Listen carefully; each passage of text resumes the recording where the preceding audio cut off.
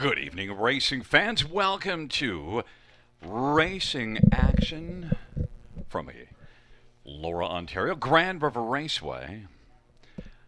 Post time for our first dash is in 20 minutes. The track condition listed is fast. It's just a gorgeous Friday night. 10 harness races for your horse racing enjoyment. And shall we get to the changes on this evening's card?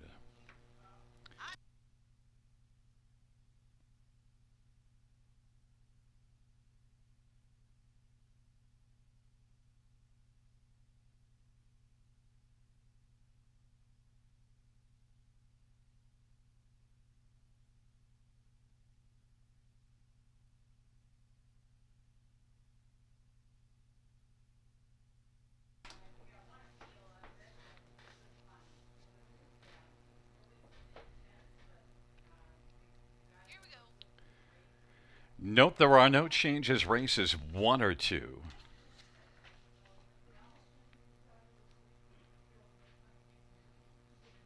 Race number 3. Number 2, Johnny Cash.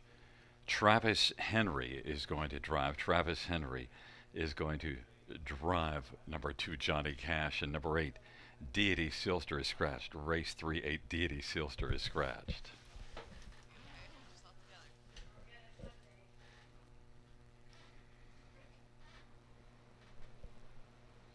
Race number 4, number 2, Running on Luck is scratched. Scratch 2, Running on Luck.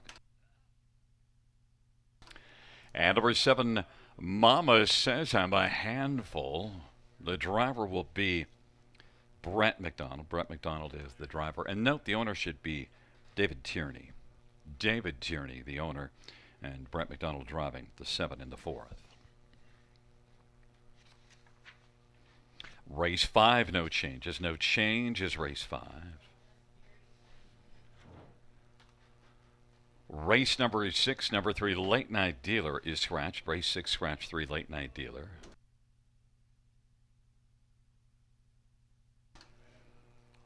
Race number 7, no changes. No changes, race number 7.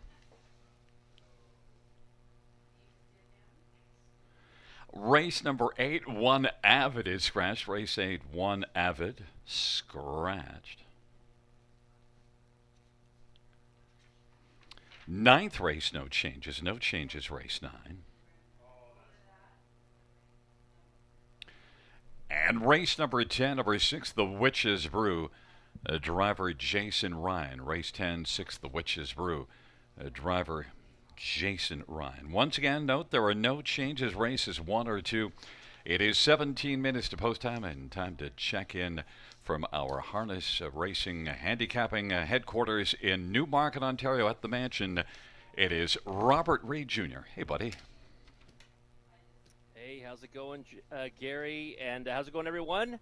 Welcome to a fantastic Friday night of harness racing action here at Grand River Raceway. We're going to kick off your long weekend, right, with 10 dashes on the card this evening. And, of course, it's a big weekend in harness racing, and much of that tomorrow night at Mohawk Park, the Canadian Pacing Derby final, as well as the Maple Leaf Trot.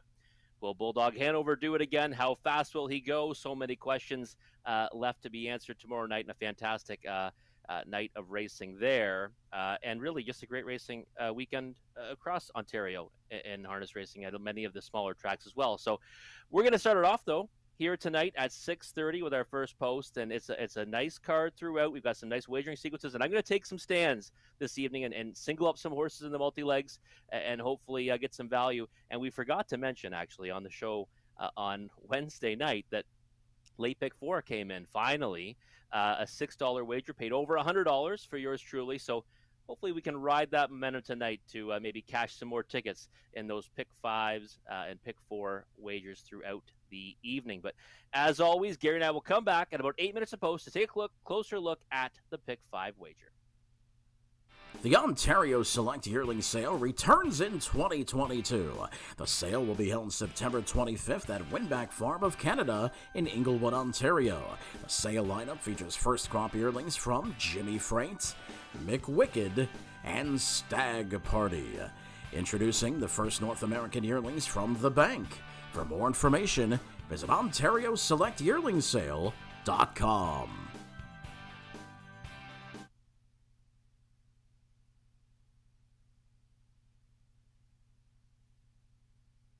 Winback Farm was the #1 breeder in Delaware, New York, and Ontario for 2021 sire stakes. Highlighting Winback Farm's 2022 lineup are first crop yearlings from Courtly Choice, Jimmy Freight, McWicked, and Stag Party. Introducing the first North American yearlings from The Bank. Visit www.winbackfarm.com for sale lineups. Again, for more information, that's winbackfarm.com.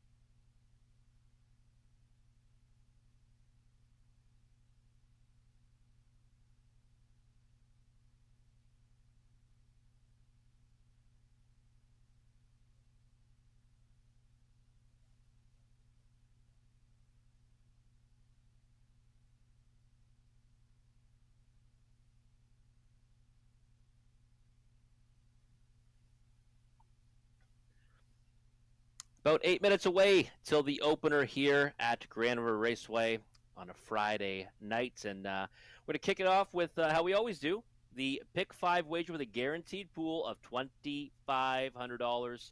Get started in race number 1. And Gary and I always give you our suggested tickets for this wagering sequence.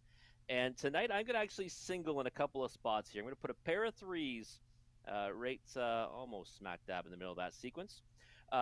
4, 5, and 6 in the opener for me. I see a lot of action coming in on the 4th entry. Isabella, I do think that one's got a big chance, but hasn't raced in more than a few weeks.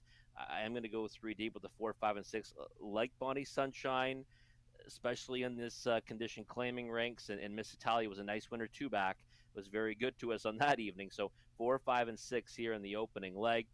The 1 and 3 in race number 2, first digit has rail control. Went a long way in the lead last time at Georgia Downs. I think that he can be tough in here. Beach Friend, though, was a dominant winner over this oval 4 starts ago in his lifetime debut. So I think he's the sleeper in there. I think he'll take a lot more action at 6-1 in the morning line, but we might get that value in the pick 5 sequence. So I do like his chance to loss of 2 deep in race number 2. Then we're going to go a pair of threes. The 3 jacked in race number 3, getting back to this surface after a few starts over Mohawk Park. Didn't have much success there, but was a real good second to Lady Guinevere here on July the 29th. Came from way out of it.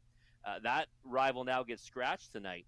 A later scratch just announced, and I think that that should even further jacked chances in there. That's going to be my first single. Race number 4, we're going right back to that same post, the 3 that's Control the Smile, one that I'm very fond of. We love the way he's raced in his first 2 starts. Gamely chased, better style to the wire in his lifetime debut on August the 12th. Came back to win from an improbable spot at 30 cents to the dollar in his second start, and now will be making his third start in the same class, and looks like he'll be tough to beat again. I'm going to single that one. And then the money leg, we're going to go 4 deep with the 1, 4, 5, and 6. I like spreading out in the final leg. It does give you an opportunity to get some value. We did that in the late pick 4 on Wednesday night. We cashed a nice ticket by doing that, and we're going to do it again in this spot. The 1, Rock and Bow, is my top choice. I think he'll be a little bit of value in this pick 5 sequence, maybe even vertically as well. Also using the 4, 5, and 6. I do think those are logical ones in there. We're going to have 4 of the 6 in there if we get to that point, so we know Gary will be cheering for the 2 and the 3. But we're going to have 1, 4, 5, and 6. That ticket for 20 cents, just $4.80. Let's see what Gary Guy has in store for us tonight. Well, I won't be cheering for the 2 or 3 because I'll be cheering for my horses because I intend to be alive at the pick 5, so in the 5th race. But look I'm unhappy.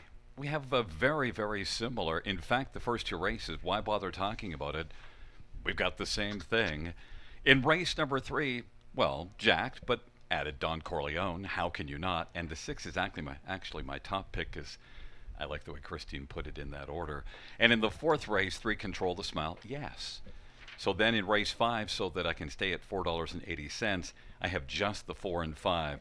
I don't have quite the faith in Rock and Bow. So maybe when we get to the 5th race, I will be cheering at least against you with Rock and Bow as one that might be a price play. But well, we have some similarities there, quite a few. And I should mention, I sent these picks last night. I sent them, in fact, I checked at 3:31 a.m. 3:31 a.m. to be precise. Christine said 3, but I wanted to be exact because I didn't look at your picks. We wound up with the same money and a lot of the same horses. Wow, that's what we used to always be on that wavelength, right? It was always same but a little bit different. For a while we strayed to the point that we were giving no opportunities for us to both cash a winning ticket.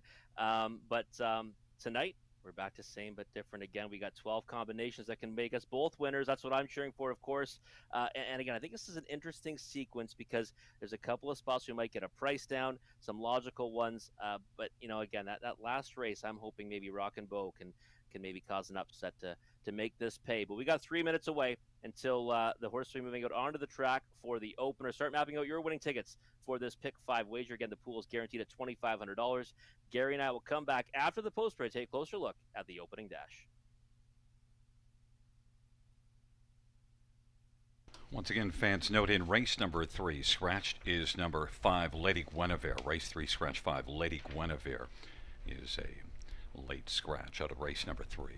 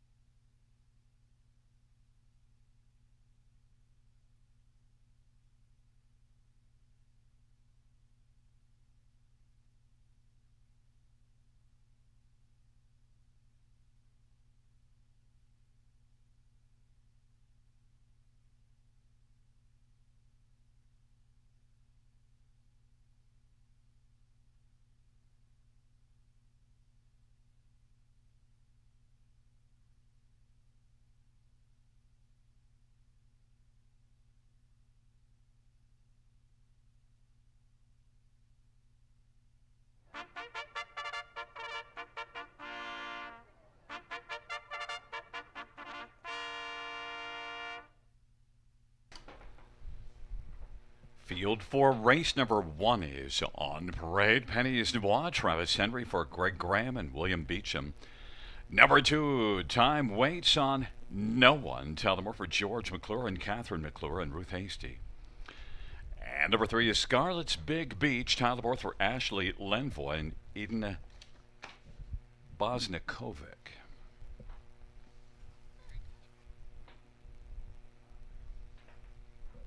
Number 4 is Century Isabella. It is Jason Ride for Jim Ritchie and Paul Ritchie. 5 is Bonnie Sunshine, Natasha Day for Ken Oliver and ICR Racing of Pefferlaw. And number 6, Miss Italia. It is Jay Harris for Nikki Comegna and Bruno Comegna. And number 7, Play Like Carrera. It is Scott Gulliver for Darian Ham, trains and owns. Field of 7, race number 1, kicking off this Friday night. Let's get a look at this field. And, well, Rob, we both went 3 deep in pick 5, wanting to get through one leg of the pick 5. It's kind of been a bit of a problem of late, this first race in the pick 5. But I think we're on the right 3 here, and at least we have some numbers. You're going to start with number 6, Miss Italia, who won here 2 races ago. Yeah, I thought she was really good in victory, Gary. And that was one that we kind of were tracking and even put on our watch list because, she was racing really well even in her first career start here in Nowhere's a 5,000 Life. She moved into the condition claiming ranks, and we thought those efforts were pretty decent before she got that victory 2 back. Then went to Georgian Downs and only missed by 3/4 of a length against a tougher group. Getting back here to the river, I think, is going to really help her here, and I think that she's got a good chance to return to the winner's circle over this half-mile surface. 7-2 on the board right now. I think that's about the right price, but she might be able to give us a little bit of a knockout in the opening leg of the pick 5. Good back half last time out, and Miss Italia was definitely not out of starch late in that mile. Let's look at number 5, Bonnie Sunshine, also one that was racing well last time out at Georgian Downs. Second, beaten a neck, not off the win by far, in 56-4, good mile. Yeah, it was a good mile, and didn't miss by much to no time, and that was first start in a condition claimer. Was racing at a lot of open non-winners races before that. If you go down and look back on June 27th, was a big time winner against J120. So you look at what J120's done now. So Bonnie Sunshine, maybe didn't progress as well as that one did out of that effort, but it still raced really well. Throughout her starts over the course of the summer. So Bonnie Sunshine, coming right back in the condition claiming ranks and back to the river. I think it's got a big chance in here. And no surprise that the 4, 5, and 6 are all right around the same price on the odds board. Number 4, Century Isabella, is my top one. I was willing to overlook the fact that it's been off 4 weeks. That might be a mistake. But if Century Isabella wasn't off that 4 weeks and was on a regular rotation, might be the top one here. My top choice anyway, 5-2. Yeah, that's kind of what deterred me. I mean, we usually look at that and maybe proceed with caution, right? We're very similar in our handicapping style that way. I know you're going to go with her and kind of look past that, and I get it because, I mean, you look at her form, and certainly it matches up very well against this group. Plus, she's got tactical speed, which is very important here, and that's something that Bonnie Sunshine has shown, but Miss Italia has not. So Century Isabella has a big advantage in that regard. However, the time away is what scared me. So I put her in the 3rd spot, but I couldn't leave her off my pick 5 wager. If she was in on a regular rotation, Gary, she'd likely be my top choice too. Well, Rob, if we are similar in our handicapping style, it's because I've been learning from you. Number 3, Scarlett's Big Beach. 7 wins on the year, but off form. Yeah, just, lately, hasn't shown enough for me to get too excited about her in here tonight. But she's taking money on the board. I mean, she's 3-1, and a horse that, this is now the 3rd start for Ashley Lenvoy, and it hasn't gone so well in the first 2, but against really tough groups, right? Creme de Light, 2 back, Smoke and Reactor last time. This is now, Condition Claiming Company, and she went a long way in the lead before settling for 4th at Georgian Downs against similar foes back in July, and maybe she steps up here. I can't get there at 3-1. Definitely, that's too short a price for me. I'll stick with the 4, 5, and 6 in the pick 5, but be watching this one to see if there's some improvement this time around. And a question: what happened to your plan of using horses on the inside that have gate speed to at least get on to the bottom of the ticket? Gary, the funny thing is, is that if you look through the rest of my selections of the card, you see a lot of ones. I don't feel comfortable when I have outside posts. I hang my hat on outside posts in a pick five sequence like this, but we'll see how it plays out. Well, it did throw pennies on the bottom, and as Christine said, ouch. Taking a dig at Rob, he can handle it. Pennies Noir, time waits, and no one on the inside in the center. Scarlet's Big Beach, Century Isabella, and Bonnie Sunshine to the outside. Miss Italia, Play Like Carrera. Field of 7, race number 1. They're gathering speed. They're at the start of the rough, and Scarlet's Big Beach, Pennies Noir, time waits on no one, Century Isabella, Bonnie Sunshine, Miss Italia, and Play Like Carrera. Pennies Noir has the lead as they race on into the backstretch. Time waits on no one is second. Scarlet's Big Beach, then Century Isabella, Bonnie Sunshine, Miss Italia, and Play Like Carrera is back trailing the field. Pennies Noir at 13 to 1's got the lead as they race their way onto the opening quarter. Time waits on no one is second. Scarlet's Big Beach is third. Then Century Isabella, Bonnie Sunshine, Miss Italia, and Play Like Carrera is back trailing the field off that 28-3 opening quarter. Pennies Noir has the lead and has got a lead of about a length and a half. And on the inside, time waits on no one. Scarlet's Big Beach isn't going to wait and moves to the outside first over. Century Isabella now second over fourth. Miss Italia's on the inside. Bonnie Sunshine moving as part of the outer flow, and then Play Like Carrera 58-2 of the halftime. Pennies Noir leads as they race on into the backstretch. Scarlet's Big Beach is racing second. Time waits on no one is third. Century Isabella is well spotted second over fourth. Fifth to the inside, Miss Italia locked up tight, and then Bonnie Sunshine and Play Like Carrera. They race on to three quarters. It is still Pennies Noir. Scarlet's Big Beach chipping away and leads at a neck. Time waits on no one. And Bonnie Sunshine now is out there wide. Scooting through to the inside. Miss Italia gains ground on the pylons and backing away. Century Isabella now second last. Play Like Carrera. Century Isabella trails the field. Pennies Noir still with the lead. Pennies Noir, Scarlet's Big Beach. Time waits on no one. Looking for the passing lane is Miss Italia. And at wide is Bonnie Sunshine. They're all in it. They come on down the lane. And it is Scarlet's Big Beach. Time waits on no one. Time waits on no one wins it. Scarlet's Big Beach was second. Mile of 1:57.4. Time waits on no one. That was an interesting dash to start the pick five. And, well, we're out. Let the tickets hit the floor, right? We're out in the first leg again, Gary. I don't know. We're snake bitten in this pick five sequence. And listen, I thought Miss Italia. I have no idea how she ended up getting into that spot where she was going to be able to, come up the passing lane there after kind of being stuck inside throughout. I thought she was going to be a winner on the turn for home. I was getting excited, but she kind of just came up flat in the stretch, and the move to vacate that spot by Tyler Moore on time waits on no one ended up being a winning one. That's a bold move to go to the outside and leave that position, but obviously he sensed that he had to get around some tiring horses, and time waits on no one gets the job done in the nick of time here at a nice price of 6 to 1. This is going to knock out a lot of people in this pick five sequence. And maybe it shouldn't, because you look at that last race at Hanover, that's a big effort. It is. You win, going away from the trailing post. I saw that line. I watched the replay and just said, you know what? I'm going to stick with the three I kind of felt strongly about. And, of course, it comes back to bite me, and really, it didn't really even have much of a chance at any point, right, with the three that we used, because Bonnie Sunshine didn't really seem to fire after, being spotted second over. Century Isabella didn't really have much movement first over, and Miss Italia ended up getting a perfect trip and didn't have much pace in the stretch. Well, one that did have lots of pace in the stretch. Time waits on no one. 3-year-old Royal Majesty Bay filly, owned by Catherine McClure and Ruth Hasty. George McClure is the trainer. It's the fourth win this year in Lifetime, and the winning drive in race number 1, Tyler Moore.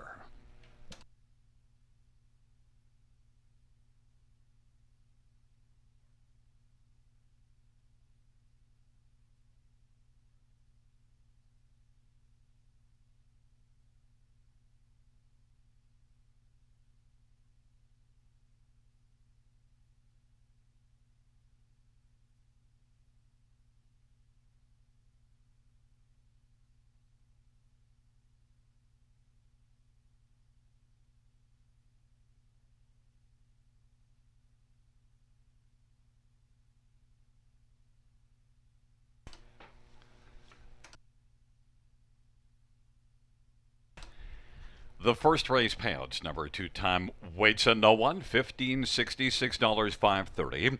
3 Scarlet's Big Beach, $5.50 and $3.30, and 6 Miss Italia, $3.50. $2 exactor is $66.10. Dollar try, $241.60. Dollar super, $603.20.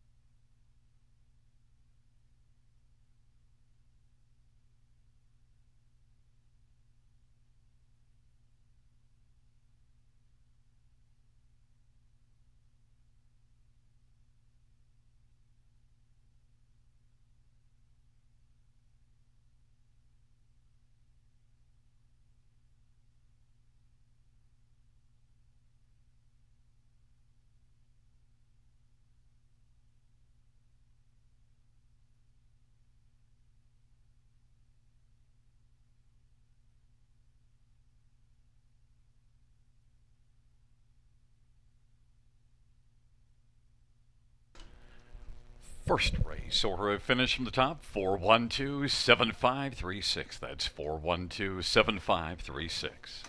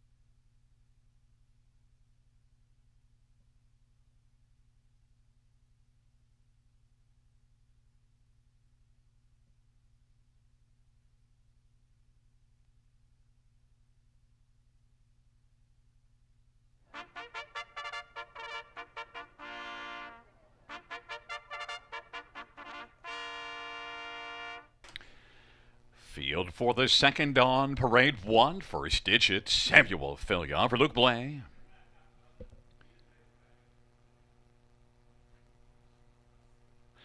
Number 2, It's Sally Deal. Mark Hetzel for Dave and Arlene Hustle and Nancy DeHustler. Nancy DeHulster.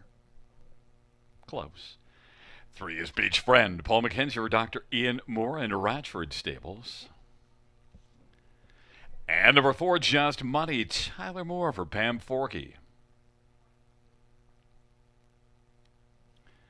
And number 5 is Paper Chaser, Blair Burgess drives and trains and owns. It's a field of 5. It's race number 2, the Widows and Widowers New Beginnings Trot. Let's get a look at this field, and we're going to look at number 1, First Digit 2. I think it's logical to think this one might finish first, and there's a good look at First Digit. Your thoughts? Yeah, he looks fantastic on the track right now. It looks like he's trotting smoothly and strongly out there. And I think you're right, Gary. I think that First Digit's the one that you're supposed to look at and think he's, he should be able to handle this group. I mean, last time faced a decent assortment of trotters at Georgian Downs. Got beat by a wide margin, by a good one. Looks like a good fella. Was lights out on that occasion. And this one went a long way in the lead. Chopped out real legit fractions, too, on the engine. Before that, competed in the Balanced Image, grassroots events, and even finished third, in an OSS grassroots tilt at Mohawk Park on August the 9th. So I think he should be able to handle this group if he stays trotting. He does show a couple of miscues, but tonight he looks really good out there. It's just a matter if he can get away well off the gates, from the pole position, and I think he will. Well, he certainly got away well off the gate from post 6 last time at Georgian. Man, did he fly. 3 Beach Friend, though, is sent up by Dr. Ian Moore, and he's been a friend to gamblers because his horses get a lot accomplished, and Beach Friend and Paul McKenzie is one that we did see accomplish a lot here July the 29th. Yeah, and that's the reason why I loved this horse in the pick 5 having on the ticket.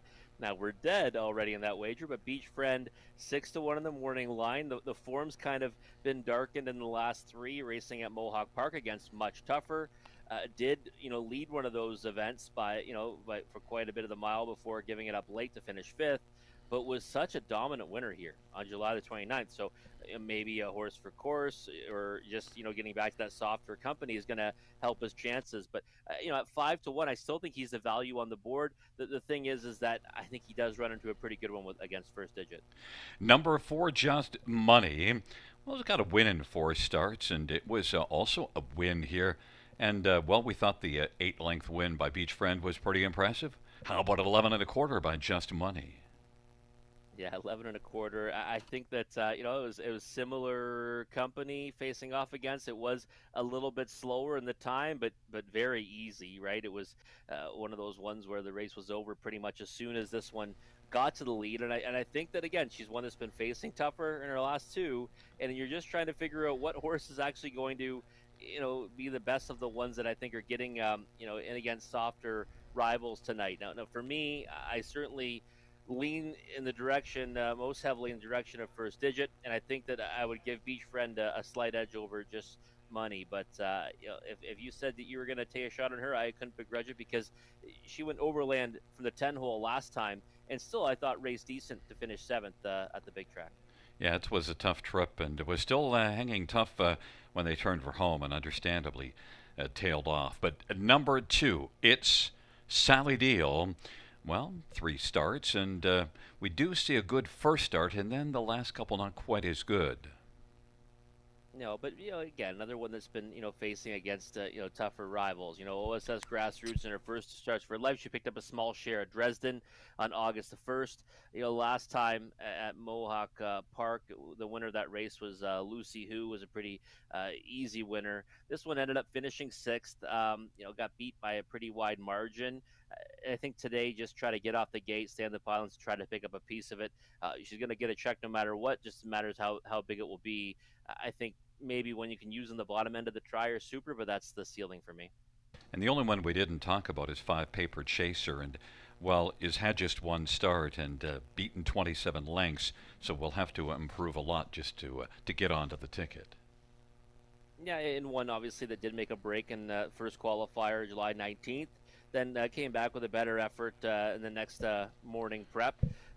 First start obviously got beat by a wide margin, but tonight worst you can do is get away fifth and maybe just follow along to try to pick up a bigger share of it.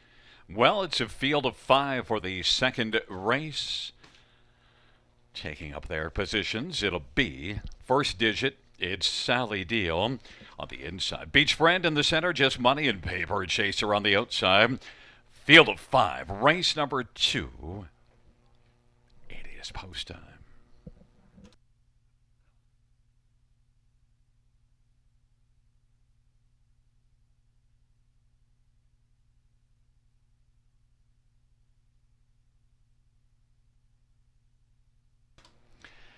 It's a field of 5 for the second race, top of the stretch.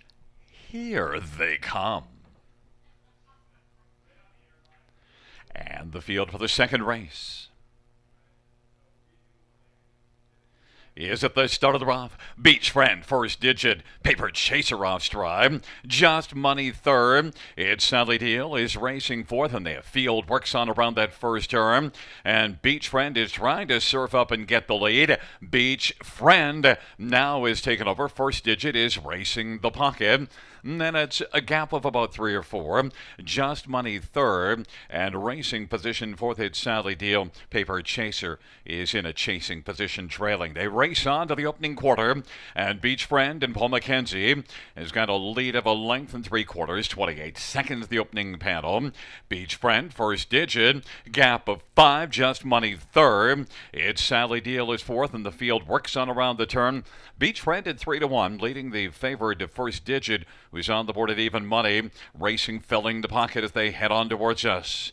Then racing third is Just Money, about 6 or 7 off the lead. It's Sally Deal is fourth, up a 28-second opening quarter. The field races to the half in 57-3, and it is Paul McKenzie and Beach Friend leading Samuel Fillion in first digit by about a length and 3/4 still. Just Money a little bit closer third for Tyler Moore. It's Sally Deal and Mark Hetzel is racing fourth. Beach Friend, they race on down the backstretch. Advantage still a length and 3/4 first digit. Inching forward though now. And then a gap of a length and a half, and Just Money third. It's Sally Deal is fourth, and they race by 3/4, getting to that station at 1:28-1. And it is Beach Friend. First digit, not closing the gap just yet. Just Money third, and then it's Sally Deal, and now here comes first digit on the outside, trying to track down Beach Friend. Beach Friend on the inside, and first digit on the outside as they turn on down the lane. First digit is on the outside coming after Beach Friend, and now first digit as they come to the finish has this one, and then second is Beach Friend, and then it was Just Money, and it's Sally Deal. 1:59-4 first digit. Raced pretty patiently for Samuel Fillion, and yet when they turned for home, looked pretty confident at getting by. Yeah, he did. And I think that was the game plan tonight, Gary, because you could see he was really fired up on the track. And Samuel Fillion didn't really seem like he wanted to bust out of there too much with him. Maybe he didn't want him to make a miscue, but he was happy to kind of just get away in that 2-hole behind Beach Friend and track that one. We saw this one have a big lead at Georgia Downs last time and kind of fade late. This time around, stays on that helmet, and like you said, was very patient and looked like he could probably get around that leader any point on that final turn, but he waited to kind of do it in the stretch. Did look behind him, saw a little bit of pressure coming, a couple of tippy taps, but it was pretty easy for first digit. Yeah, I mean, the race charted line won't make it look easy, but I think he was a more confident winner than what that suggests. And also with these young ones, you have to remember, too, that they're trying to give them an education and teach them different racing styles. Yeah, I was just going to actually say, they're still learning out there, right? So first digit might not know what to do when he gets past that leader. Okay, is my job done? And that's why, another reason why you see those tippy taps late, just to remind them to, hey, listen, keep trotting on. There's still a little bit of work to do here. But I thought it was easy enough. Beach Friend, that's the one that we thought, was the most likely one to finish second. Ended up not being the second choice, was third choice at 3-1. It runs out the exact way we kind of thought it would in behind first digit. Your top 4, 1, 3, 4, 2 comes in exactly in that order, and a break from Paper Chaser early. Rolling back in front of us will be first digit. The second race is the Widows and Widowers New Beginnings Try. First digit is a 2-year-old prestidigitator bay gelding owned by Determination Stable of Montreal, Quebec. The trainer is Luc Blais. It's the first win for first digit and the winning drive to Samuel Fillion.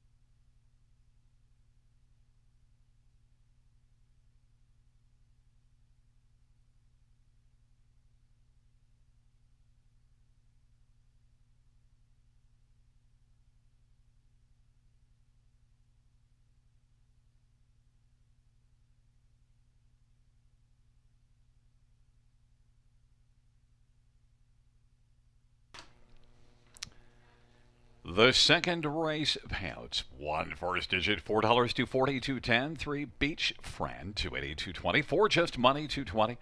Double of 2 and 1, $53.70. $2 exactor, $10. $30 try, $8. $80 superfecta, $11.10.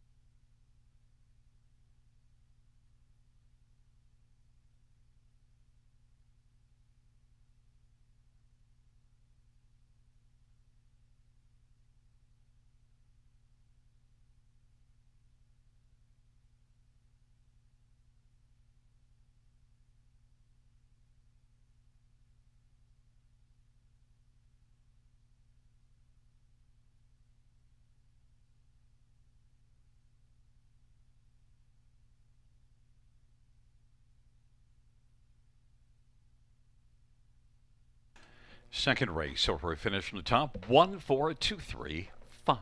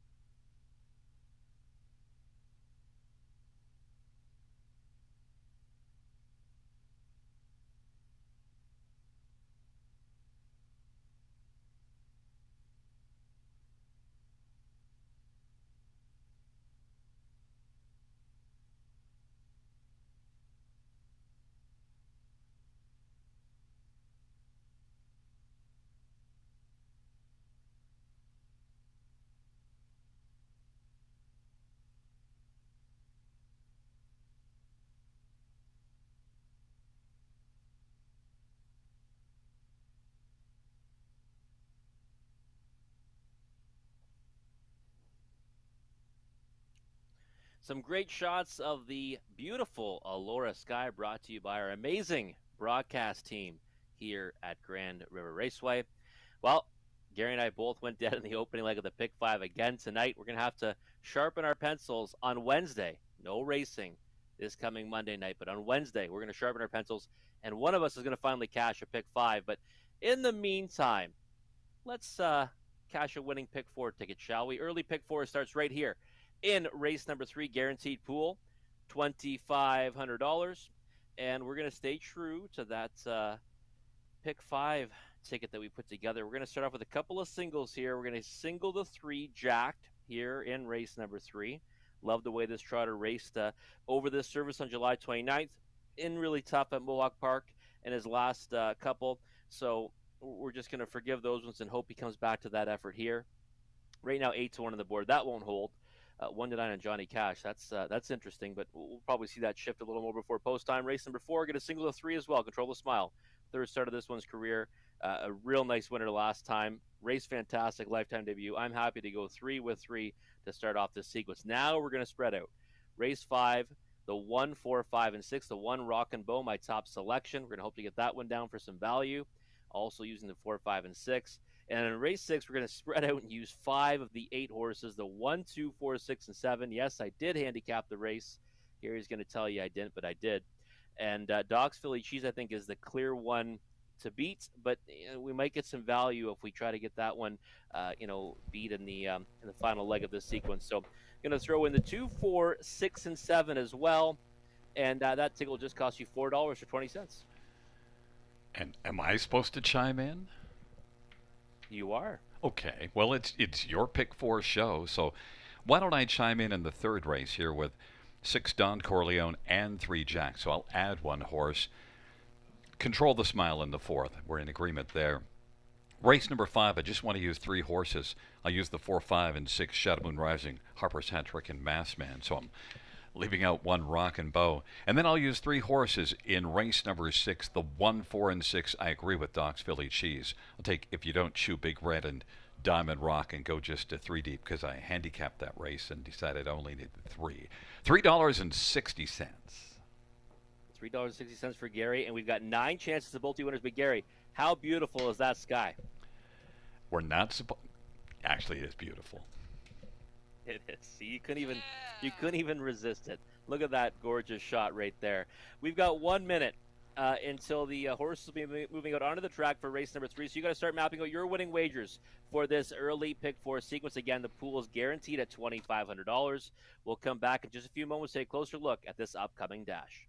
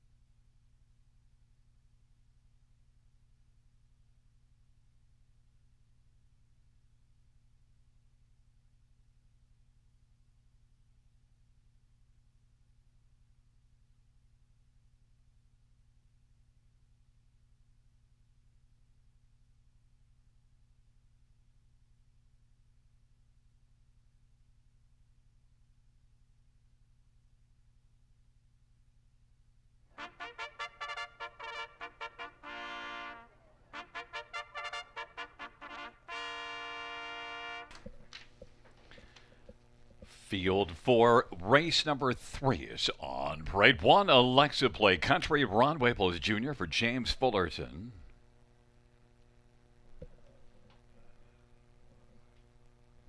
And number 2, Johnny Cash, Travis Henry for Kyle Bossenson, All-Star Farms. Number 3 is Jacked. It's Brent McDonald for Robert McIntosh and CSX Stables and Dave Boyle.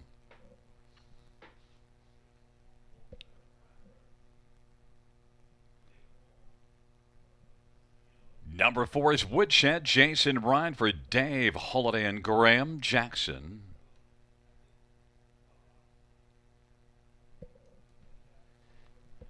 Six, Don Corleone, Talmore for Gary McDonald and Levi Kepfer. And number 7 is Miss Tori, Bruce Richardson for Paul Meagans and Saltwater Stable. Scratches of 5 and 8. Well, we get a field of 6. It's Carla's VIP patio party. Let's get a look at this field, and, well, you're all in on Jack despite that last race. Now beaten 13.5, but 56 and 1. That looks good. It does, yeah. It's obviously facing much tougher. Red Overbach would be 1 to 1,000 in here if our pari-mutuel system allowed it. He's been going out there and racing fantastic in his last few efforts, and I'm not worried about getting beat 13 and a half lengths to that one. And the back half was still good, 57 seconds flat. Racing against much tougher over that bigger track at Mohawk Park, and I love that effort here, Gary, when finishing second to Lady Guinevere in his lifetime debut. Looks good on the track right now. 4-1 on the board. I'm shocked by that. But they're obviously inflated because of the price in the 2 right now. Johnny Cash at 2-5, which I think we'll see that even outcome post time. Well, we'll take a look at number 6, Don Corleone, because even though you didn't use this one on top, you got to take a look at this one. And 4-1, is that an offer you can refuse? Yeah, well, 4-1 on Don Corleone's a nice number, obviously, considering what he's been doing. Dominating his competition in his last 2. But I do think it's a tougher group. I think that he's got to face some tougher rivals in here, and he's kind of had things his own way. Post 7 last time, got to the lead, not too easy to do from out there. Now he moves in a spot, and I think he's obviously got a chance. He's the horse I would circle as my main one underneath. But again, I love Jackton here, and I'm just hoping that price somehow holds up. Number 2, Johnny Cash, 3-5 on the board. That's not something that makes you want to sing, but Johnny Cash, well, the other thing is you see a lot of X's on the program. We do, but now it's first start for Kyle Boston's, right? And we both respect, that conditioner so much. And the qualifier is a decent one. I mean, got beat by, a wide margin, but the main thing is went out there and stayed flat. Now needs to really drop a lot of time, from that effort to be competitive with these, and certainly, maybe that's the case. I can't get there tonight. I wanted to watch this one. I did use him my top 3 just solely based on that trainer change, but yeah, 3-5. I've got to see a little more from Johnny Cash before I get too excited about that. And there's one Alexa Play Country. They put Alexa Play Country and Johnny Cash together on the gate, which makes sense. And 18-1 early break, though, last time out, so I'm not sure about how she will be able to benefit from post 1. Yeah, it's one of those ones where you love having the pole position here, but sometimes with a young trotter, it's actually detrimental. Stayed flat from this spot 2 back, ended up getting a small share. Just trying to stay on the pylons and see what she can get. I think that's really got to be her path to something here, anyways. But I do think that we've got kind of a top heavy bunch here with the 3 that we've talked about previously.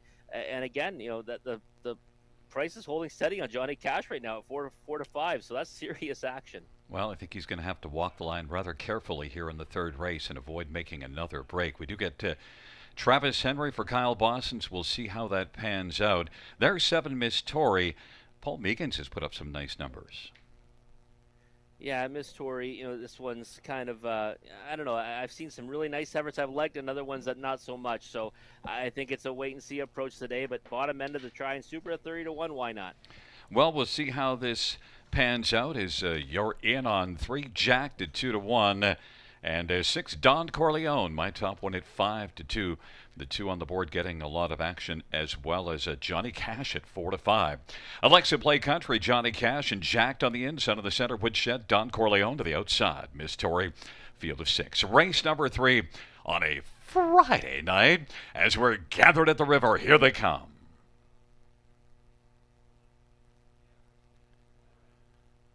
Field for the third is at the start of the round. Don Corleone, Jacked, Miss Tory, Johnny Cash on the inside. Then it is Woodshed and Alexa Play Country, but Don Corleone has got the lead. Miss Tory second. Johnny Cash did not walk the line smoothly and went off stride.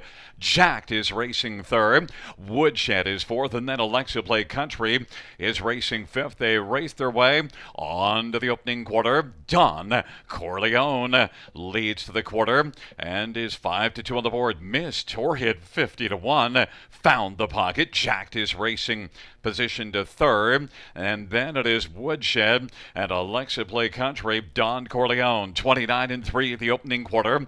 Leads it for Tyler Moore. Then Miss Tory is second. Jacked is racing third. Woodshed and Alexa Play Country as the field comes off the turn and rolls on towards us.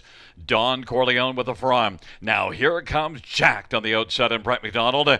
Jacked is going to challenge Don Corleone right now of a half of 1 minute and 3, a 31-second second panel. Jacked to the outside. Don Corleone on the inside is trying to refuse the challenge of Jacked. On the inside third is Miss Tory. Then it is Woodshed and Alexa Play Country. It is Don Corleone on the inside. On the outside, Jacked. Jacked and Don Corleone. Jacked now leads it by 3/4, now by a length as they race on to 3/4. Don Corleone tries to fight back on the inside. It is Jacked and Don Corleone. 3/4, 1:29-3, 29-second third panel. Jacked leads at a length and a half. Now it's out to 2 lengths and is putting away Don Corleone. It is Jacked and Don Corleone. Then Miss Tory, and then racing position to fourth as the field turns for home. That is Woodshed, but it is Jacked to win it. Now under wraps, and Don Corleone was second. Then finishing third, it goes to Woodshed over Miss Tory, a mile of 1:58 and 3 in the third race. And Robert, Are you jacked?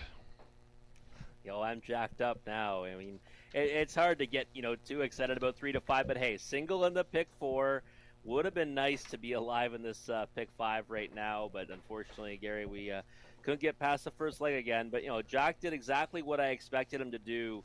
He was handled patiently and carefully by Brett McDonald in the early stages. There was no urgency to get away well because he showed some really nice late gears here on July 29th. And just kind of was wide to the first turn, settled in, and then when he made that move to the lead, though, it was pretty much all over. And he comes home, pretty fast. 58-second back half for the race, and he did it pretty easy. So I think that we're going to see better things from him going forward. Those efforts at Mohawk Park were against tough company, and if he wants to continue to race here at the river, I think he could rack up some victories. And certainly with a half of a minute and 3, it wasn't as if the race was handed to him. It was exactly the opposite. He had to work against the bias and still did it rather comfortably. Yeah, and he's moving into what's going to be the fastest part of the race, right? So I mean, Don Corleone had the advantage on the front end and still, put forth a good effort. I just thought that, Jack had shown that he might just be a notch above these, and certainly that's the way that it played out. But Don Corleone still raced well to be second, and I mean, if Jack's not in there, he would have won by a football field. It's a 3-6-4-7. Top 4 coming back in front of us is a 3-year-old Muscle Mass gelding, owned by Bob McIntosh and CSX Stables and Dave Boyle. Bob McIntosh is the trainer. It's the first win for Jack. The winning drive to Brett McDonald. The third race, Carla's VIP Patio Party Trot.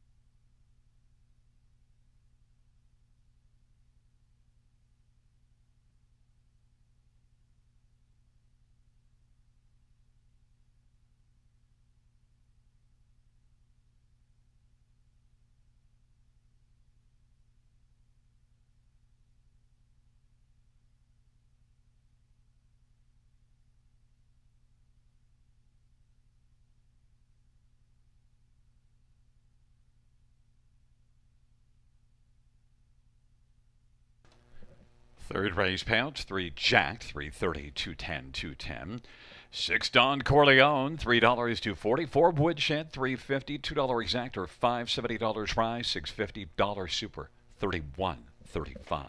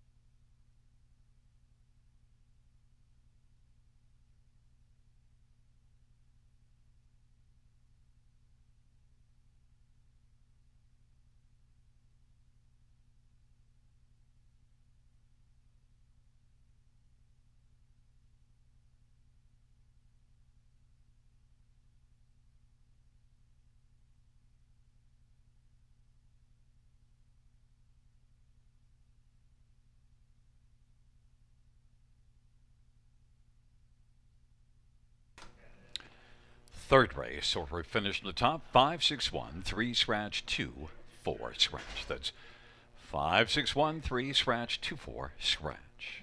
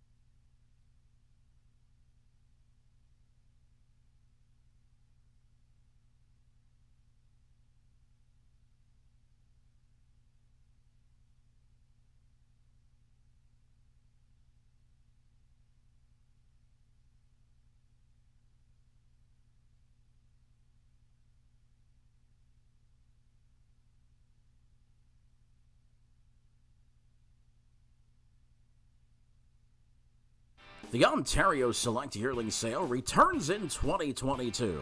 The sale will be held on September 25th at Winback Farm of Canada in Inglewood, Ontario. The sale lineup features first crop yearlings from Jimmy Freight, McWicked, and Stag Party. Introducing the first North American yearlings from the bank. For more information, visit OntarioSelectYearlingSale.com.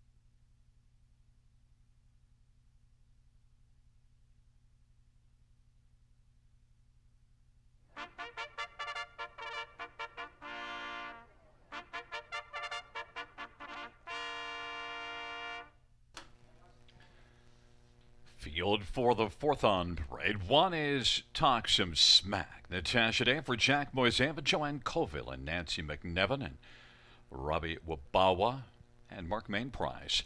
3 is Control the Smile, Bruce Richardson for Brent Dunbar and Dorothy Dunbar. 4 is Airline Pilot Nick Boyd for Craig Barnes and Nurko Sokolovic.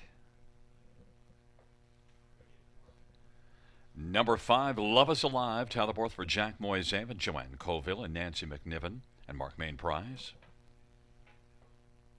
Number 6, Rangers, Shadow Childmore for Joe Pereira and Chad Hill and Kimberly Jensen.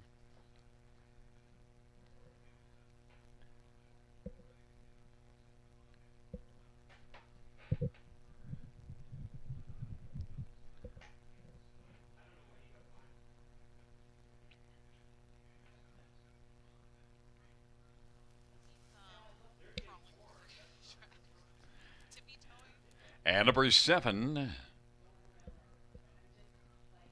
living up to his name, Mama Says I'm a Handful, Brett McDonough for Mitchell Tierney and Dave Tierney. Field of 6, race number 4. Let's get a look at this field, and I think we have to start with Control the Smile. You singled the 3 in the third race to start the win for, got that one down, and this one looks very logical here. Really looked good last time out. Yeah, I love the way that this 3-year-old gelded son of Control the Moment raced last time. Gary, we thought that he was, really good in his debut. He gamely chased Better Style right to the wire. Only got beat by 3/4 of a length in that outing, and then came right back and didn't really do it the way we expected. He kind of waited until very late in the mile to make his move, and when he did, though, man, did he ever catch fire. Back half was in 57 flat, 28-2 on the end of it. One going away in 57-2, and gets to face a compact field again. And I think from now post 2, he's going to be real tough to beat. 8-5 on the board. I think that's maybe even an overlay at that number, but I think it shortens up come post time.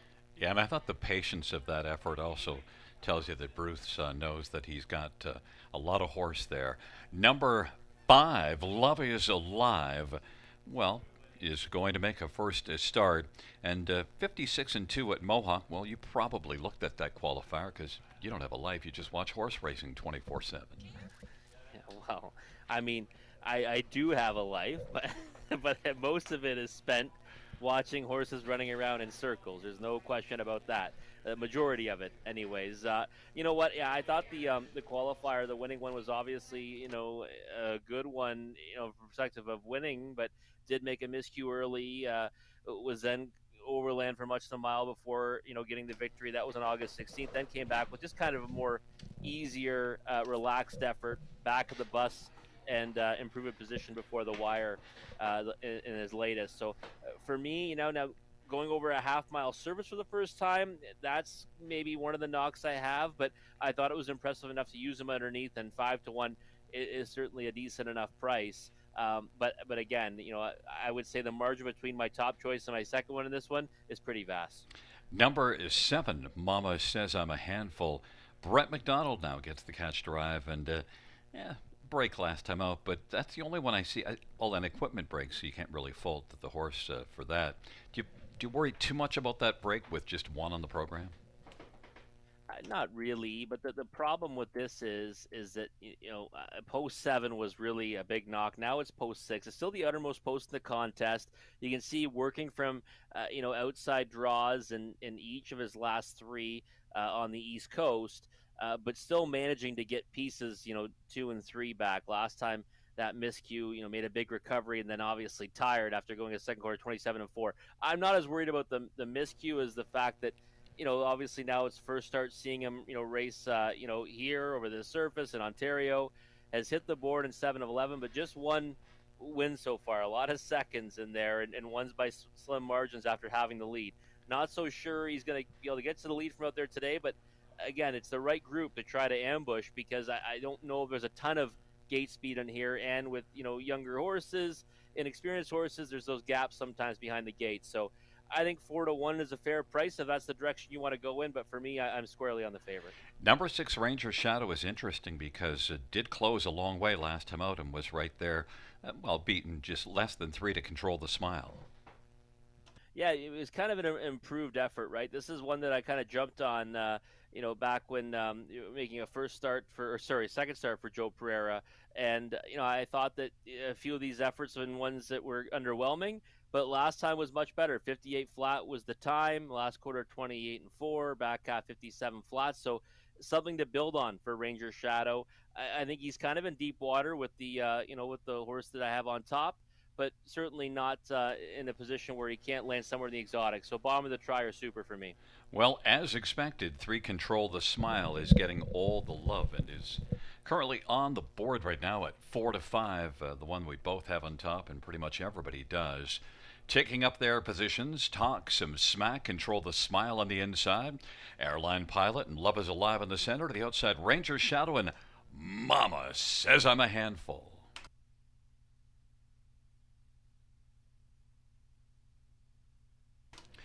It's a field of 6, and it's race number 4.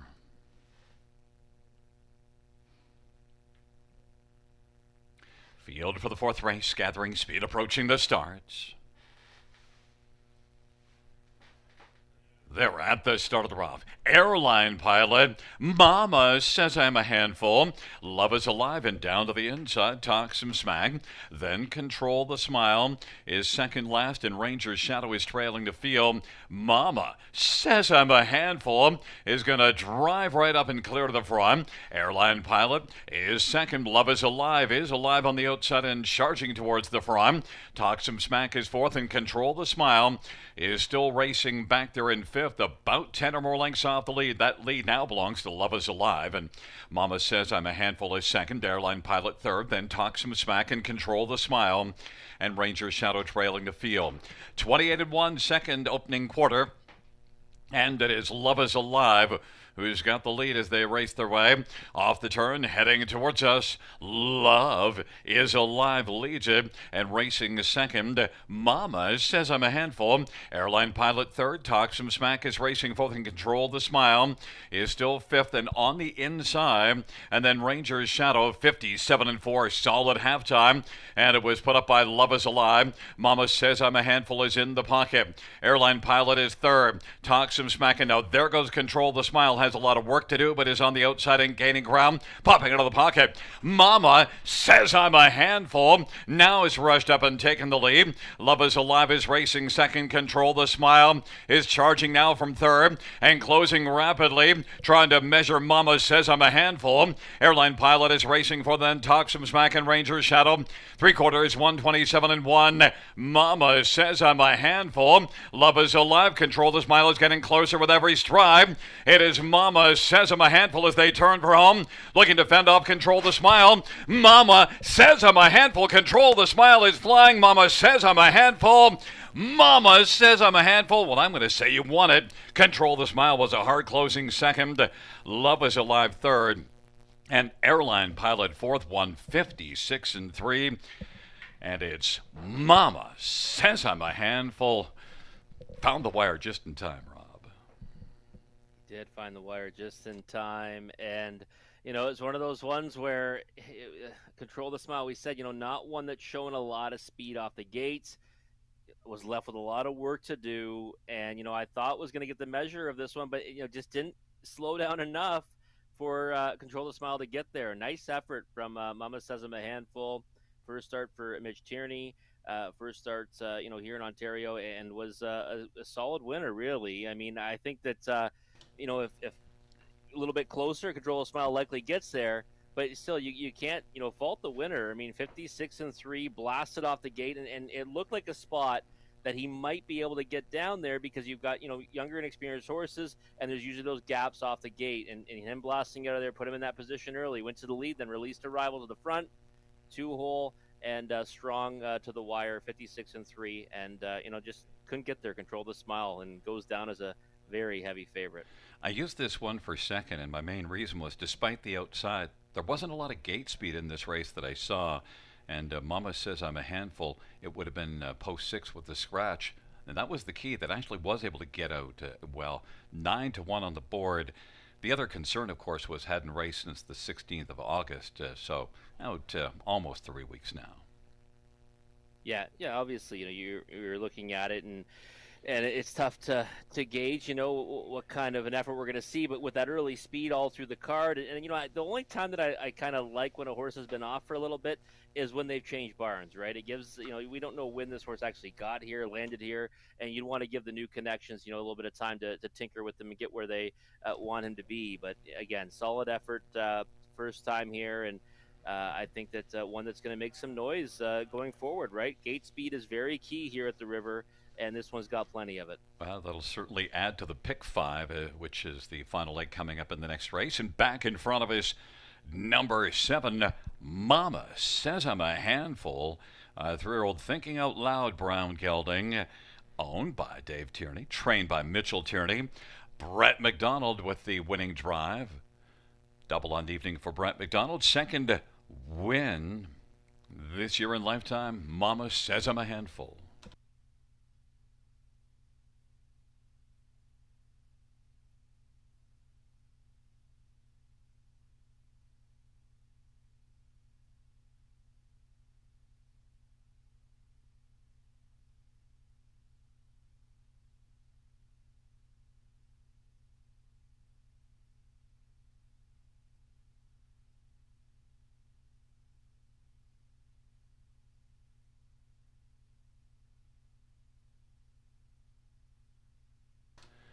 The fourth race payout 7. Mama Says I'm a Handful, 2170, 450, 270.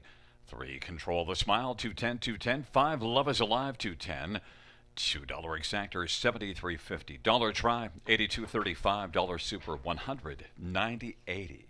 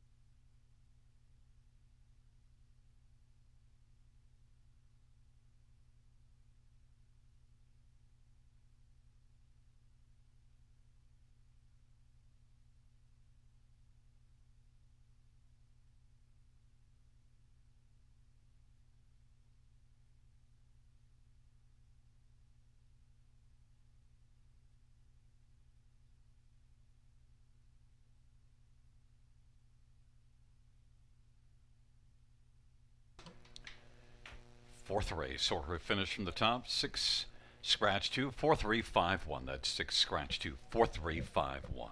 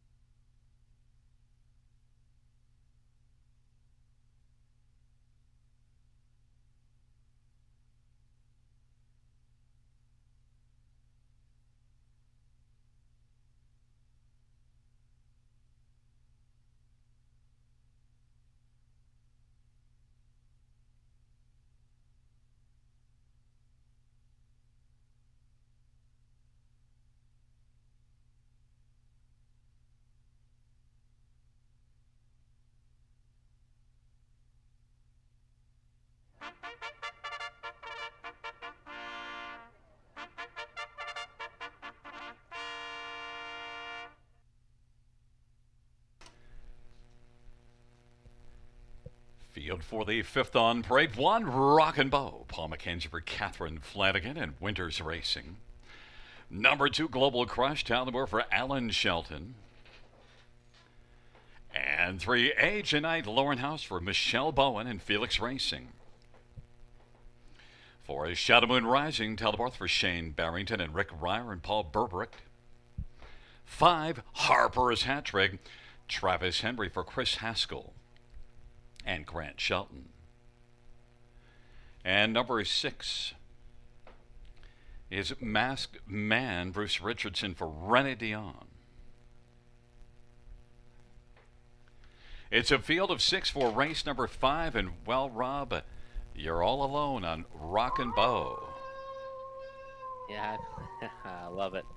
Going to be the lone wolf here. And you know what? Listen, I thought I'd take a shot on this one because Rockin' Bow is a horse that, can be competitive against this group when he's at his best. I know we see a lot of zeros on the page there, but last time raced okay to finish third, was only beaten 2 lengths, 54-4, and Dr. John Flanagan was aboard on that occasion. This time around, we get Paul McKenzie in the bike. He's familiar with this horse, and I think at this level, he's a threat. He also has that all-important pole position, and 24-1 right now. I mean, he's a throwaway win bet for me at that price. I was hoping I'd be alive in some kind of multi-leg ticket, Gary, because I know he'd be a big overlay in there as well. But he's just a horse that I think figures to take a big step forward here. Also, second start back, off of a layoff. So I'm happy to take a shot on this one and hoping the price stays robust. Number 4 is Shadow Moon Rising, a robust price of 8-1, considering had 4 wins in a row before third at Kawartha last time out. Shows good speed. Yeah, he was really on fire here when he won those 4 races in a row, and just kind of went out there and crushed them from post 7. Kind of surprises on that occasion. Then had the trailing post that didn't stop him. Won easy again. Prospect Series, another walk in the park, and then last time down was a 30,000 life. I thought raced pretty well again. Now the latest effort, I would say obviously wasn't as good as some of the ones that were here. But he looks good on the track right now. He's stepping up in class. There's no question. He's facing tougher competitors tonight. But I think he should be able to go with these as long as he comes back to those efforts we saw here at the River. 8-1, big number on Shadow Moon Rising. Talk about a horse that was on fire. 5, Harper's Hat Trick last year was one that I loved, and I fired on this horse. I looked it up last July 16th at 5-1, and you had a horse that was 1-2. Of course, you weren't alone on that, and Harper's Hat Trick won by 5 lengths at 5-1. 8 wins last year. Not quite as good this year, but did win here 2 races ago. And was that the night of the infamous Gary Guy guarantee? Yes, and actually I looked up, do you know the name of the horse? Because it's a legit horse that you were on. Southwind Sandor. There you go, Southwind Sandor. Yeah, at a short price, and you gave out the guarantee. You don't do that very often. Might be the only one, maybe one other time you've done it. I think they've always won. At a big price on that occasion, not so big today at 3-2. You're right. I mean, last year, high percentage winner was a real killer in some of those efforts. He's shown flashes of that this year, but has not been as consistent.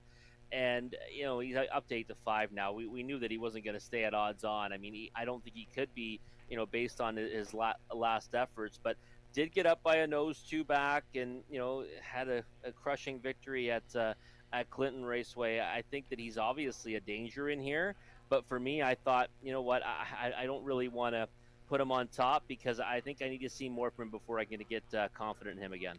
And number 6, Masked Man, is one we have to get to. Yeah, Masked Man. The problem today for him is he gets the outermost post in the contest. It's only the 6 hole, but he's got the rail last time, and he kind of raced his heart out before getting beat by Oki from Muskokie. And now, what's it look like? I mean, if he's going to get to the front, he's going to have to work hard to get there. I think he might get used up too much for him to have much left in the end of it. So I'm not really sure what the trip scenario is going to be for Masked Man. If it's going to be a following one, I think that even further hurts his chances. So I can only give him a share underneath. Now, having said all that, he's in good form right now. 7 for 20 on the season, hit the board in 13 of those efforts. But I think a smaller share is likely his ceiling tonight. Well, I think we agree on who the top 4 are here, but Number 2 Global Crush is sitting at 11-1 and was beaten only 2 lengths last time out, and that was in this class. Yeah, listen, he's one that's got tactical speed when he wants to use it. If he uses it tonight and gets forwardly placed, I think he's got a chance. I'm just thinking that might be in a little bit deeper water tonight. Well, your top one, Rockin' Bow, lone wolfing it at 8-1, and I'm with the crowd at Harper's Hat Trick 9-5 on the board. Rockin' Bow and Global Crush on the inside. AJ Knight and Shadow Moon Rising on the outside. Harper's Hat Trick and Masked Man. Field of 6, race number 5. They're in the stretch. Here they come. And the field for the 5th race is at the starter of Shadow Moon Rising, AJ Knight, Harper's Hat Trick, Rockin' Bow on the inside. Then it is Global Crush and Masked Man. But right now, Shadow Moon Rising has risen early. Harper's Hat Trick, 3 wide, continues to drive in the early going. Harper's Hat Trick on the outside, on the inside, Rockin' Bow has filled the pocket, or now Harper's Hat Trick tries to squeeze into the pocket and was able to do so. Rockin' Bow is 3rd, AJ Knight is 4th, and then Global Crush and Masked Man 27-4 the opening quarter. Shadow Moon Rising has the lead. Harper's Hat Trick is 2nd. Rockin' Bow is currently rocking the 3rd spot. Then it is AJ Knight and Global Crush and Masked Man. They race off the turn. Shadow Moon Rising as the field comes on towards us. Harper's Hat Trick in tow in the pocket. Rockin' Bow, 3 1/4 off the lead, inside 3rd. Then AJ Knight, Global Crush now is going to come to the outside. And then it is back to Masked Man. 58-1 is the halftime. And they raced their way on into the backstretch with Shadow Moon Rising on top. Harper's Hat Trick, Global Crush to the outside, is getting a little closer first over. And then it is Rockin' Bow. And then it is back further to AJ Knight and Masked Man. On down the backstretch they go. Shadow Moon Rising. Harper's Hat Trick nose to helmet in the pocket. Global Crush is working up a little closer on the outside. And Rockin' Bow is racing 4th. And then Masked Man and AJ Knight. It is Shadow Moon Rising. And on the outside, Global Crush. Harper's Hat Trick on the inside. It is Shadow Moon Rising. May have to deal with Harper's Hat Trick. And then it is Global Crush and Rockin' Bow is settled wide on down the stretch. Route they come. Shadow Moon Rising. Harper's Hat Trick up the inside. Harper's Hat Trick flies up the inside to win it. But Rockin' Bow is going to make it close, I think. In a photo, it still looked like it was Harper's Hat Trick, but Rockin' Bow was flying at the finish, Rob. Yeah, I don't think he got there, though. Just soul-crushing, Gary. Just soul-crushing sometimes. Rockin' Bow, I can't even fault Paul McKenzie, because at the end of the day, he tried to close that hole, and I don't think he was really able to push forward to do it. He gets so close, but he doesn't get there, I don't think. And if he ends up in that spot, then maybe he ends up being a winner. As it turns out, I mean, he certainly had interest late in the mile, but it was kind of being chased a few times through the mile. I was wondering, is he going to come forward? Is he not? But man, oh man, when he was showing clearance, did he ever fly late? But he comes up just short. You said you don't think he won it. The announcer said that Harper's Hat Trick won. What's this don't think? Well, I thought you were kind of maybe giving me a glimmer of hope that, he got there. I know he didn't, but but still, it was a solid effort from a horse that, I think was probably a bigger price than the multis in that 9-2 on the board. And I'm always happy to go down on horses like this, right? I mean, I'd rather cash, but I still feel like I bet went in the right direction. I was on the right side of value. It just didn't work out. He was 25-1 when you started talking about him. He got all the way down to 9-2. So that shows that our fans pay attention to your handicapping expertise and certainly lived up to your calling. Shadow Moon Rising, that was a strong effort too. Did a lot of work and to finish 3rd. Yeah, he did. I would say that you've got to respect that effort from Shadow Moon Rising. That's a step up in class, and we'll always say sometimes it takes a start or two to get acclimated to a new level. I think that's a good way for him to test the waters and not winners of 50,000 life. But Harper's Hat Trick, a horse I know you're fond of, and one that's got a lot of back class, gets the job again here tonight. Back in front of us, number number 5 Harper's hat trick, a 4-year-old sports rider bay horse, owned by Chris Haskell and Grant Shelton. Chris Haskell, the trainer, Travis Henry, the winning driver. It's the 5th win this year, 13th lifetime Harper's hat trick.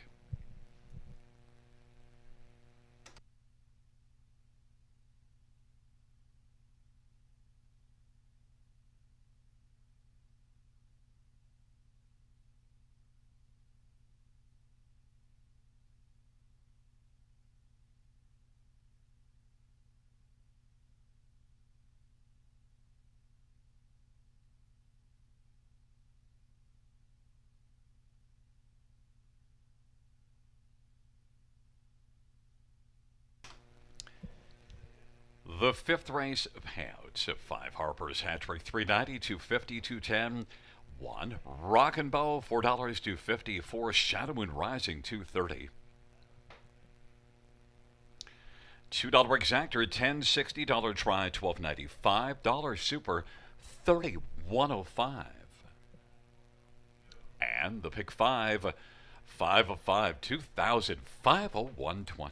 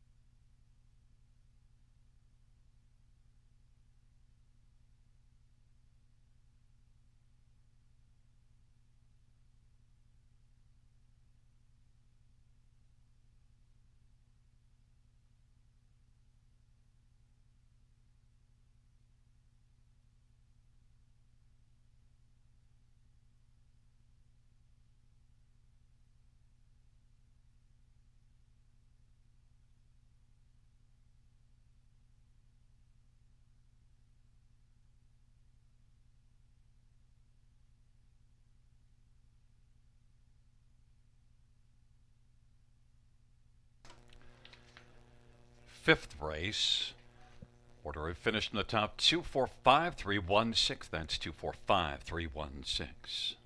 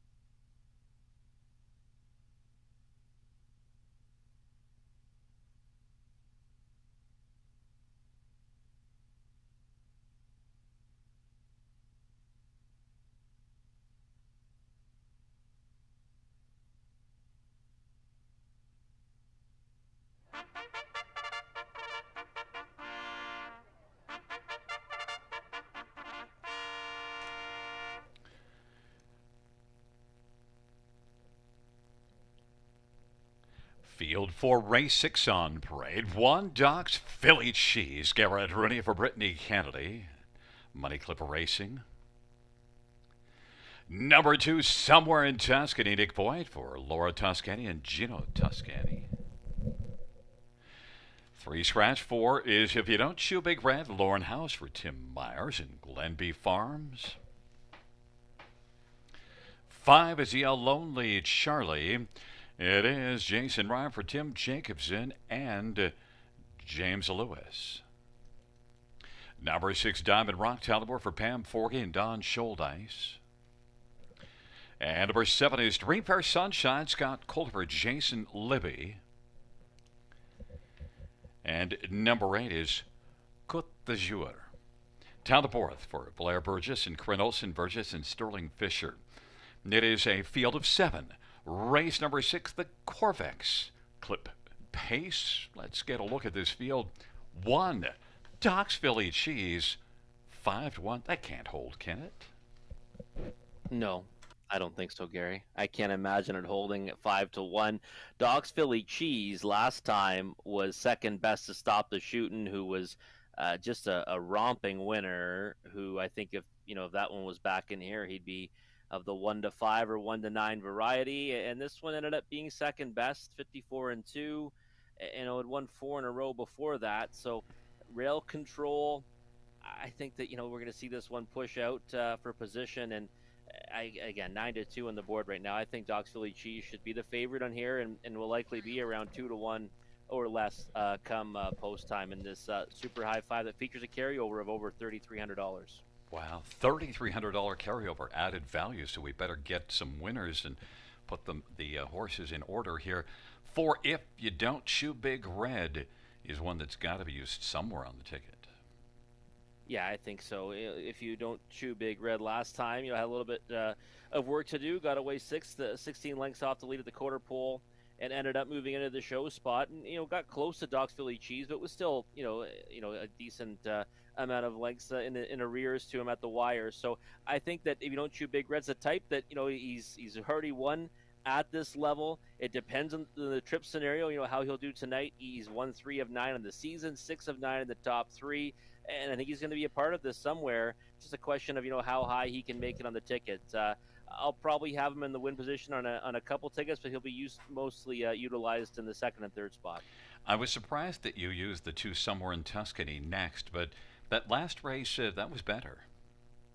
It was, and this is a horse, that I've been trying to get down, even though he's over 21, and I just think that from post 2 should be able to kind of just fall off the gate in a nice spot, hopefully sit right where he is, and then get a good piece of it late. I mean, we see that work out frequently from these inside starting spots in these high 5 races, and I thought for the price play it would be Somewhere in Tuscany. I knew he wouldn't be anywhere near that 5-2, just because he's been beaten by a wide margin in his last 2, but I think he's been good enough that he can get a piece of this. So again, I hope a favorable trip ends up with him finishing somewhere underneath Doc's Philly Cheese.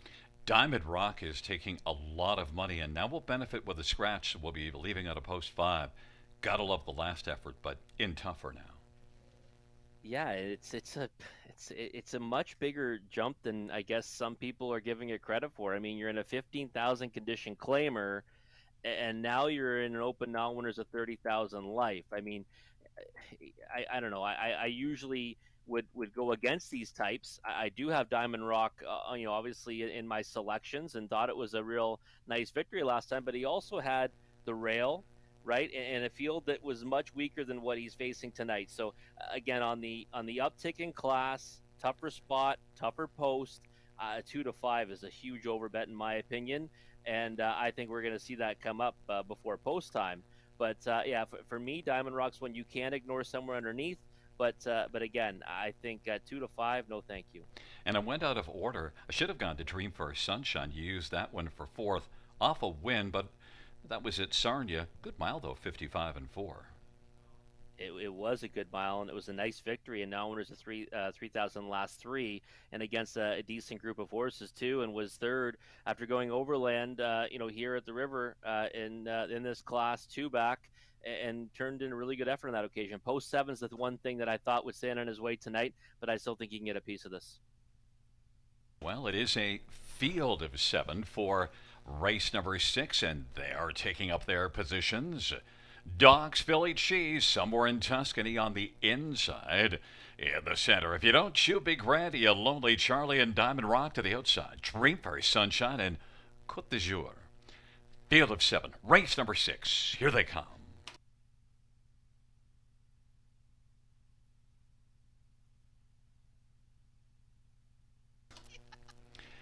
Field of 7 for the 6th race. They're at the start of the rough. Somewhere in Tuscany, if you don't chew Big Red, Diamond Rock. And then on the inside, Doc's Philly Cheese and a Lonely Charlie. Then Dreamfairy Sunshine and Côte d'Azur is back trailing the field on into the backstretch. If you don't chew Big Red, wants to chew on the lead. Somewhere in Tuscany is right there riding the pocket.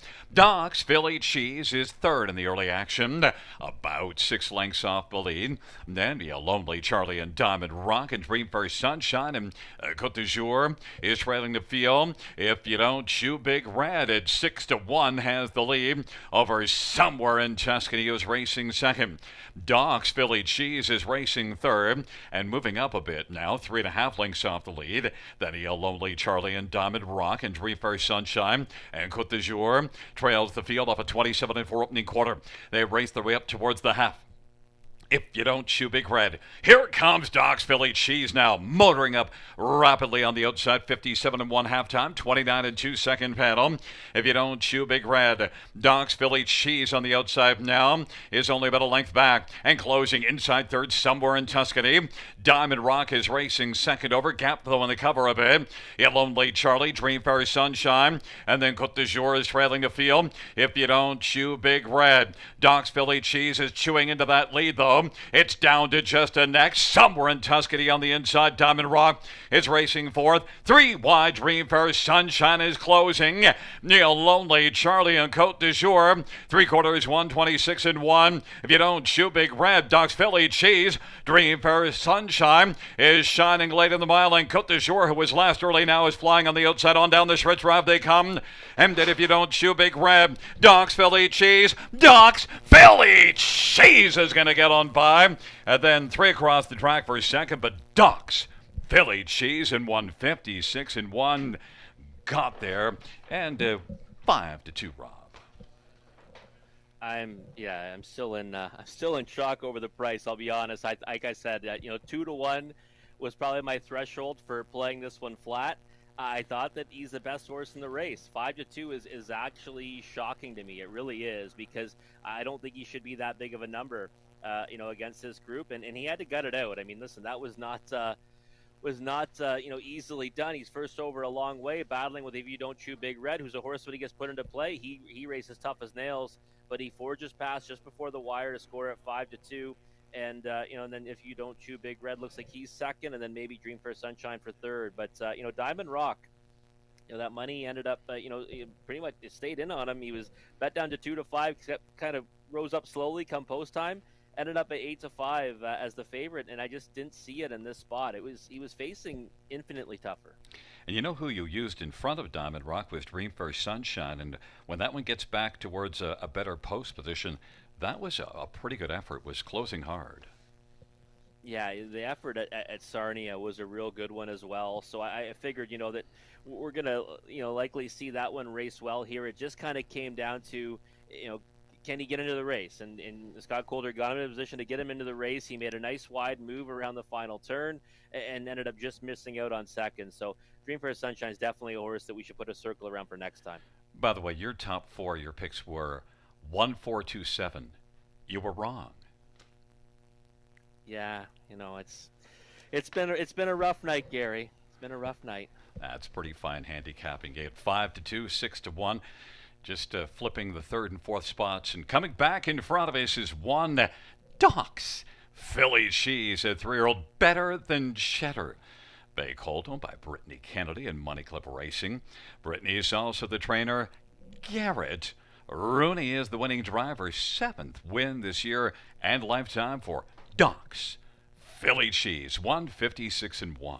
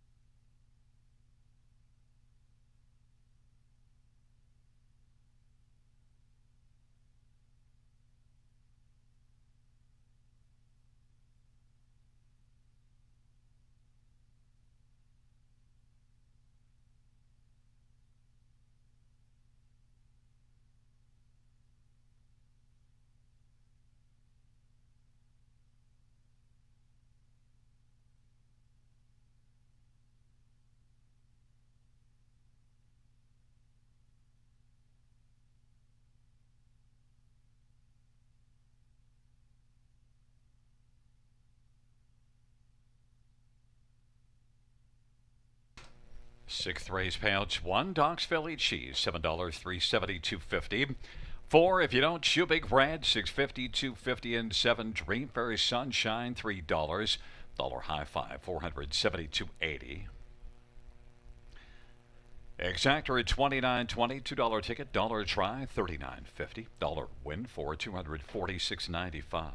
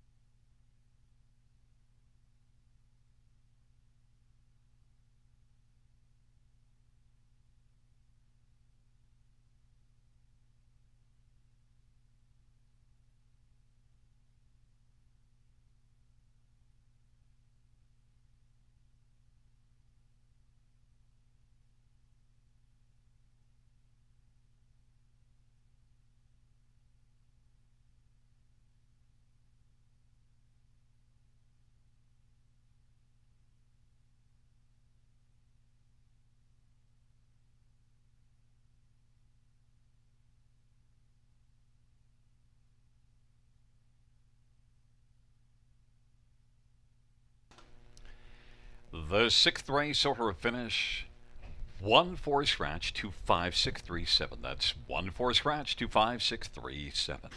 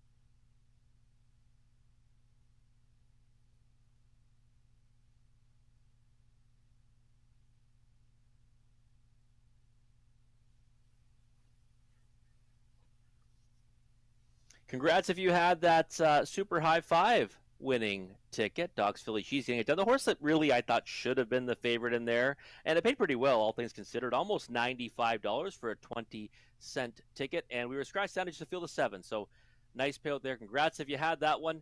But now it's time to take a look at the late pick 4 wager, and I'm going to make my single in the money leg, and we're going to hope for some value in there, and we're going to go 3 by 3 by 3 in the preceding races. And well, we're gonna go 1-2-4 here in the opening leg. The 4 no time taking the support, and I thought that one would likely be, one of the favorites in here, either no time or Nikki Lauder, the 2. Also using Infinity Seal Shadow, getting back here at Grand River, rail control, and might see some speed from that one early. So 1-2-4 to start us off. Race 8, we're going to go 2, 4, and 6. Obviously, the 4 YS Better's Legacy, likely the one to beat, but I like what I've seen from Doc's Paparazzi at times. And Nanya Business is another one that I think might be able to return to the races with a big effort. Now gets the rail, too, with the scratch of the 1 Avid. Race number 9, 3 deep again. The 1 Ryan Klein. Second start for Cameron McQueen. We got the 2 Jet Set Charmer loaded with speed inside post. And also going to use the 5 Dally on up, who was a winner 3 back at Georgian Downs.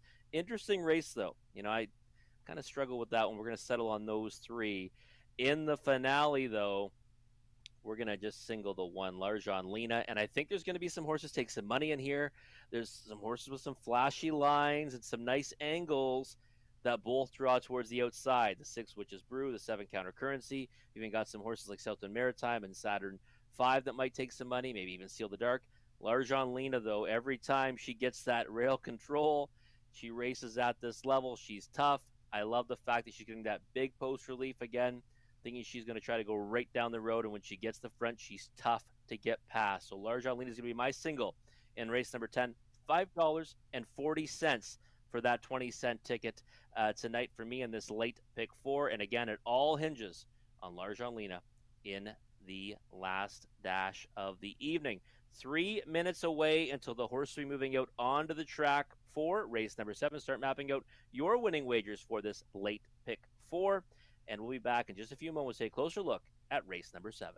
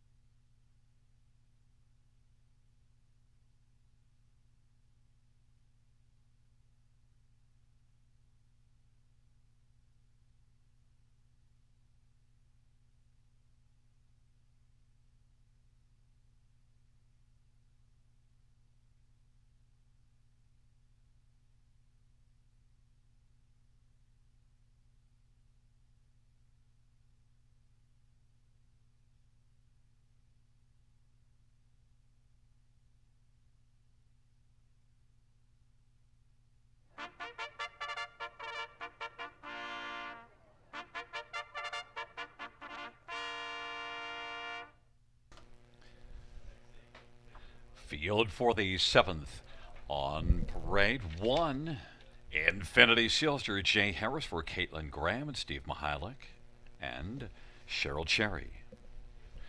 Number 2, Nikki Louder, Travis Henry for Craig Gilmore and Ron Nobes. And number 3 is Marilou Talborth for Shane Barrington and Rick Ryer. Number 4 is No Time, Jason Ryan for Len Lalonde Jr. and Christina Lalonde and Alan Culver. 5 is Reminisce Road, Garrett Rooney for Dean Wall and Waldheim Stable. And number 6, Jackie Davis, Talbot for Cameron McQueen. It's a field of 6, race 7, the Royal City Uncoachables. A field of 6. Let's look at this field, and we're going to start with 1, Infinity Sealster. Rob, I didn't know what to do with her, but you knew what to do with her. You put her on top, 5-1. Yeah, I just put her on top because I love the fact that she gets back here to the river. I thought that, she raced okay on July the 4th, in a non-winners of 15,000 life spot.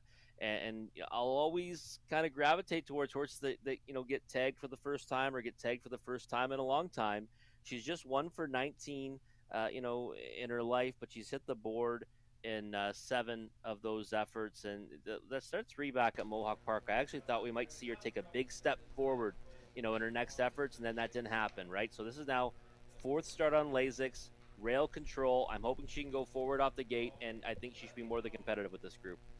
Number 2, Nikki Louder, your second choice. My second one as well is one that's made some noise of late, and that was a good effort last time out. It was, yeah. It was used up at different points in the mile and only got beat by half a length on the end of it to No Time, who's in here as well. Right now, the 4-5 favorite. And I thought that, she should continue to kind of step forward off that. She was a winner here, 3 back, and went a kind of a tough journey in that one as well. So she's proven that she can be versatile and she can overcome some adversity as well. So, 3-1, compared to that even money price at No Time. If I had to choose one right now, I'm going to go towards the bigger one because I don't think the margin between them is actually that great. Number 4, No Time, is one that went to the front last time out at Georgian Downs and won. But, there's gate speed to her inside here. How do you see it unfolding? Well, I mean, I'm hoping that Infinity Sealster is going to push out of there. If Nikki Louder tries to leave, Marilou showing speed, I mean, that's where it gets a little bit busy for No Time, right? Now, this one obviously does have gears off the gate, but has shown that from better posts than what she has tonight. Now, there's no doubting the success she's had for Len Lalonde Jr. I mean, she's, hit the board in every single one of her starts for that conditioner since being claimed on June the 14th. So I think you have to respect her chances in here, but I do think that, my top 2 selections have a post edge over and maybe end up getting a pace scenario edge over her as well. One that is maybe getting a little overlooked by both of us is 6, Jackie Davis. Now look at that last race at Georgian Downs. It didn't go well. This is the 3rd start for Cameron McQueen and had a really good start at Sarnia, 2 back. Yeah, and when you look at that line, too, at Sarnia, you see a horse like Unique Era, and I'd probably bet that one in here and do so with confidence. And this one got within half a length. Now, the problem is outermost post in the contest. It's only post 6, but it's still not the greatest spot in the world. So Jackie Davis might be trying to close from out of it. But I think, that start there is one that you can say, okay, if we see that version of her, we can expect her to kind of make some noise against this group. And again, the last one, post 7, got away a long way out of it. There was a 30 and 3 second quarter breather in that race, right? That's what No Time kind of had, the ball in her court in the early going. Jackie Davis, no chance. So maybe tonight, different circumstances, we see that one, throw her hat into the ring. Well, you have gone with 1, Infinity Sealster, that is holding it 7-2, and it's the start of the win for the 7th race. And I went with the favorite, 4, No Time, but I like your play of 1, Infinity Sealster at a price on the inside, 7-2 over 6-5. The 7th race, the Royal City Uncoachables, is moving in behind the starting gates.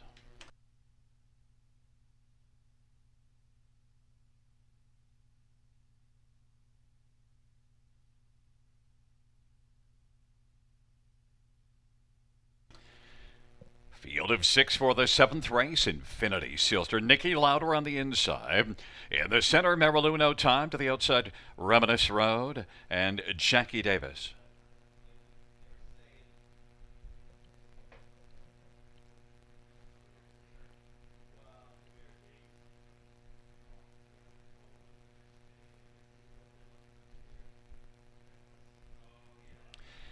It's a field of 6 for race number 7. They're at the start of the rough. And Marilu, Nikki Lauder, and on the inside, Infinity Sealster. No Time is it wide racing around the turn. Reminisce Road and Jackie Davis, they work into the backstretch. Nikki Lauder making early noise has got the front. Marilu on the outside. Infinity Sealster is racing third as Marilu finds the pocket. And No Time is racing fourth. And then Reminisce Road and Jackie Davis. And they race their way on to the opening quarter. Nikki Lauder at 2-1's got the lead for Travis Henry, and that is Marilu, and Tyler Borth racing second. Infinity Sealster, Jay Harris third, in front of No Time and Jason Bryan. Then Reminisce Roten, Garrett Rooney, and Jackie Davis and Tyler Moore. 29-second opening panel. Nikki Lauder on top. They race the way off the turn. Marilu is racing second. Infinity Sealster is on the inside third and is currently 3 from the front. No Time working to the outside is going to be working on the outside first over. Infinity Sealster selects to stay on the inside. Reminisce Road on the inside and to the outside. Jackie Davis 59-3 at the halftime. Nikki Lauder has got the front. Marilu is second. No Time advancing on the outside, and No Time now has come on and is second and is chasing Nikki Lauder. Marilu on the inside. Jackie Davis was last early, now is up to third, is out there 3 wide. Marilu's on the inside racing fourth. Infinity Sealster got shuffled back to second last, and then Reminisce Road, and they march by 3/4. Jackie Davis now has taken the front. Jackie Davis over Nikki Lauder by a head, but Nikki Lauder isn't done making noise on the inside. 3/4, 129-2. Jackie Davis and Nikki Lauder. Marilu in No Time in the field turns on down the stretch drive. Jackie Davis continues on. Jackie Davis on the outside. Nikki Lauder on the inside. Jackie Davis, Nikki Lauder, Infinity Sealster comes flying blade. And then Marilu. Jackie Davis 158-1. Rob, I said maybe we're overlooking Jackie Davis. I guess we were. 6-1.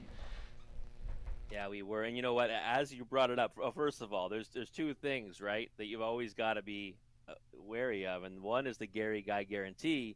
The other is the Gary Guy mentioning of a horse we're overlooking right before the start of the race, and Jackie Davis won with ease. I mean, when Tyler Moore moved 3 wide, she didn't just go past him because he didn't want to. He knew he had this race was measured. I mean, this was as easy as it gets for Jackie Davis. Obviously got spotted nicely, got a decent trip, but I mean, there's not much urgency to the wire here. He knew the kind of horse he had in front of him. Got away last off the gate. It didn't matter. She ends up, emerging victorious. And the more I looked at that line 2 back, I said, Unique Era would probably crush this group, and this horse got within half a length of that one. And last time, you just crossed it out. So, sometimes, Gary, I needed you to kind of mentor me on this race. When I did my handicapping. I'll bet you one thing. I think you'll come back to Infinity Sealster off that race that we just saw because the kind of got shuffled. It was really flying late, though. Oh, yeah, big time. It was one of those spots where you were hoping she had enough speed to get away in the 2-hole. She's not like a snap speed horse off the gate, but she accelerated, tried to get, into a good spot, ended up in the 3-hole and got shuffled back and was loaded with pace on the end of it. So I'll be more than happy to go back to Infinity Sealster, but I'll tell you one thing.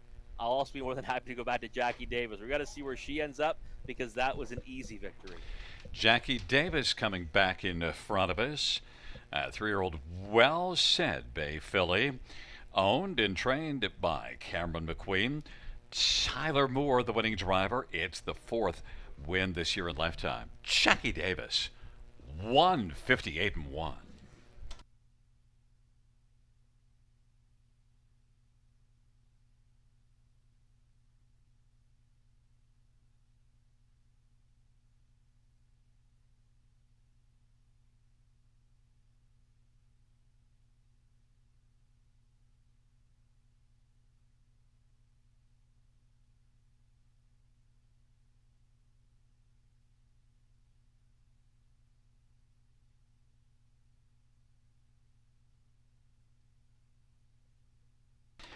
And out trackside for the 7th race winners photo, the Royal City Uncoachables.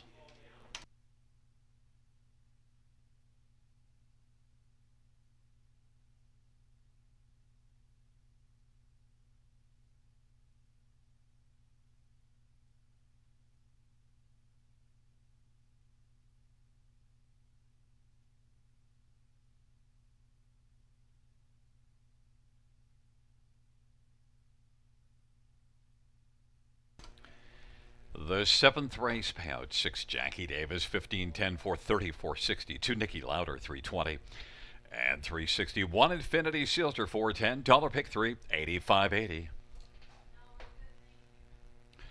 $2 exactor is $64.80 try, $154.45, $5 super, $307.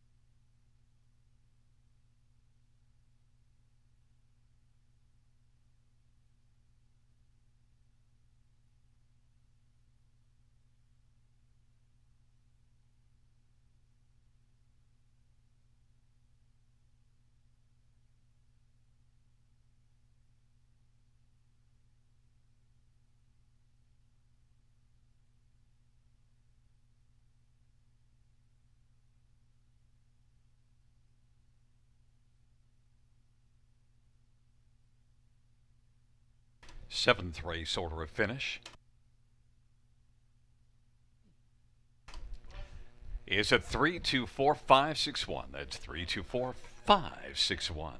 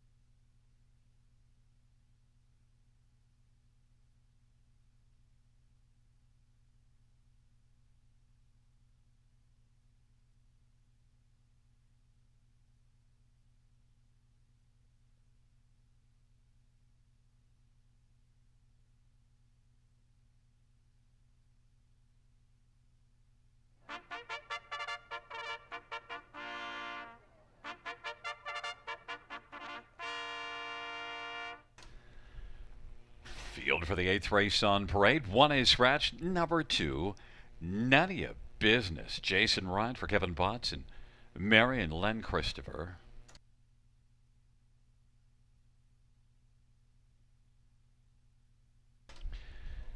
Number 3, Drowns the Whiskey. Natasha Day for Jack Moyes-Evan, Joanne Colville, and Nancy McNevin. And Bernard Murphy and Robert Wabawa. 2, number 4, YS Better's Legacy. Bruce Richardson for Jim Lee. But 5 is Can Be a Treasure. Travis Henry for Cassidy Schneider and Robert Chappell. 6 is Doc's Paparazzi. Talaborth for Blair Burgess and Dr. Andrew Roberts. And now there is a number 4, YS Better's Legacy. Well, we'll get a look at this field and we'll stay right with 4, YS Better's Legacy. And Rob, a field of 5, this is one that can get off the gate. Might be the pace setter in here, do you think?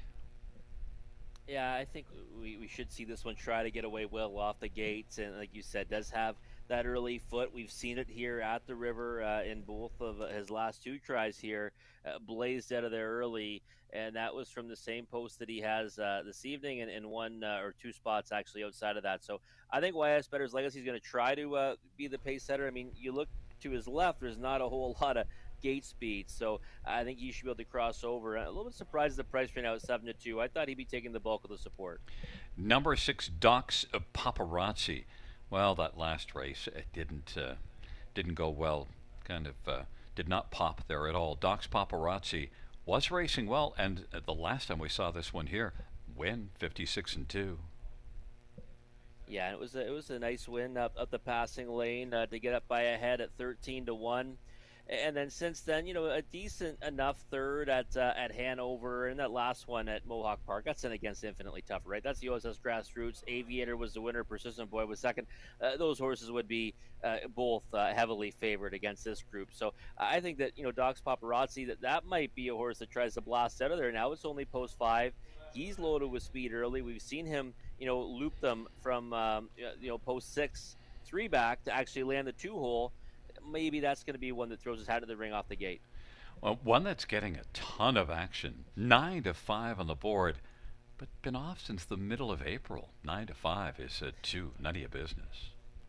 Yeah, none of your business. This one, the qualifier was, I thought was a good one, an intriguing one anyways. Was parked a long way, ended up getting up by a head. And what I liked best about it was, it follows a formula for me of consecutive faster quarters, and then came home in 28-3. This is a horse that, has shown ability in the past, despite being 0 for 11 this season and 1 for 21 last season. And, rail control now, maybe, he tries to bust out of there early, but it's really hard for me to get excited about a horse that's been off this long. I mean, you'd have to think, he's going to need a start or 2 to get back in the swing of things, but doesn't meet the toughest of groups. But I do think that, for me, I'd want to watch him at least once or twice before I'd want to be jumping in on him to the tune of 2-1. The tote board is telling an interesting story, and the 2 that we haven't touched on, 3 and 5, but they're both getting lots of love. And number 3, Drowns the Whiskey. Jackie Moe trains this one. All you got to know is Jackie Moe, but this one's only got 1 top 3 finish on the year. Was a win. Yeah, it was a win at Mohawk Park at a very long price in a condition claiming event. And I guess the one thing you can look at with this one is third start back, right? After missing significant enough time, was off for a few months anyways, and then now you're getting that magic number, right? Third start back, but I still need to see a little more form before I'd be willing to put Drowns the Whiskey ahead of the likes of YS Better's Legacy or maybe even Doc's Paparazzi. So the betting board is very interesting in here because the horse that I thought might be a sleeper type is getting bet down to 9-5, and the ones that I thought would take the support are actually holding steady at a decent numbers at 3-1 and 6-1. Well, and 6-1 on Doc's Paparazzi is the value right now because that is your second choice, and YS Better's Legacy is down at 2-1. 5 Can Be a Treasure made a break last time out, but also shows pacing second here in 55-3 back in August. Yeah, and races for a barn, right? Races for solid connections to Cassidy Schneider, and we've seen horses really turn it around from one start to the next there. I can't get there at 3-1. I would thought that Can Be a Treasure would be more like 8 or 9-1 against this group. Well, right now, number 2, None of Your Business is a co-favorite, is not getting Rob's business. His business went to 4, YS Better's Legacy. And the one that we both have on top, we'll see how this unfolds. None of Your Business and Drowns the Whiskey on the inside. On the center, YS Better's Legacy. To the outside, Can Be a Treasure. And Doc's Paparazzi. It's a field of 5. It's the 8th dash on a Friday night at the river. Here they come. And the field for race number 8 is at the start of the rough, and it is YS Better's Legacy, Doc's Paparazzi. None of Your Business on the inside, Drowns the Whiskey, and Can Be a Treasure. YS Better's Legacy has got the lead. Doc's Paparazzi continues to work on the outside. None of Your Business wants to try to fill the pocket. They race the backstretch. Drowns the Whiskey is 4th away, and then it is back to Can Be a Treasure. YS Better's Legacy now. Doc's Paparazzi was able to find the pocket in front of None of Your Business and then Drowns the Whiskey, and Can Be a Treasure trails the field. YS Better's Legacy, 3-2 on the board. There goes None of Your Business now, who's quickly moving up, and None of Your Business looking to give the business to YS Better's Legacy, and is driving and is now going to clear to the front. YS Better's Legacy 2nd, Doc's Paparazzi 3rd, Drowns the Whiskey 4th, and then it is Can Be a Treasure. None of Your Business leads by 3 or 4 lengths and looks fired up now. Jason Ryan laying back almost flat on the bike at the half. Opening quarter was 29, half 58-1. And None of Your Business leads YS Better's Legacy by about 6 lengths, and then racing 3rd, Doc's Paparazzi, and then Can Be a Treasure and Drowns the Whiskey. None of Your Business, even money on the board, is on fire and leads by about 8 lengths, and then YS Better's Legacy is racing 2nd. Can Be a Treasure 3rd, Doc's Paparazzi and Drowns the Whiskey.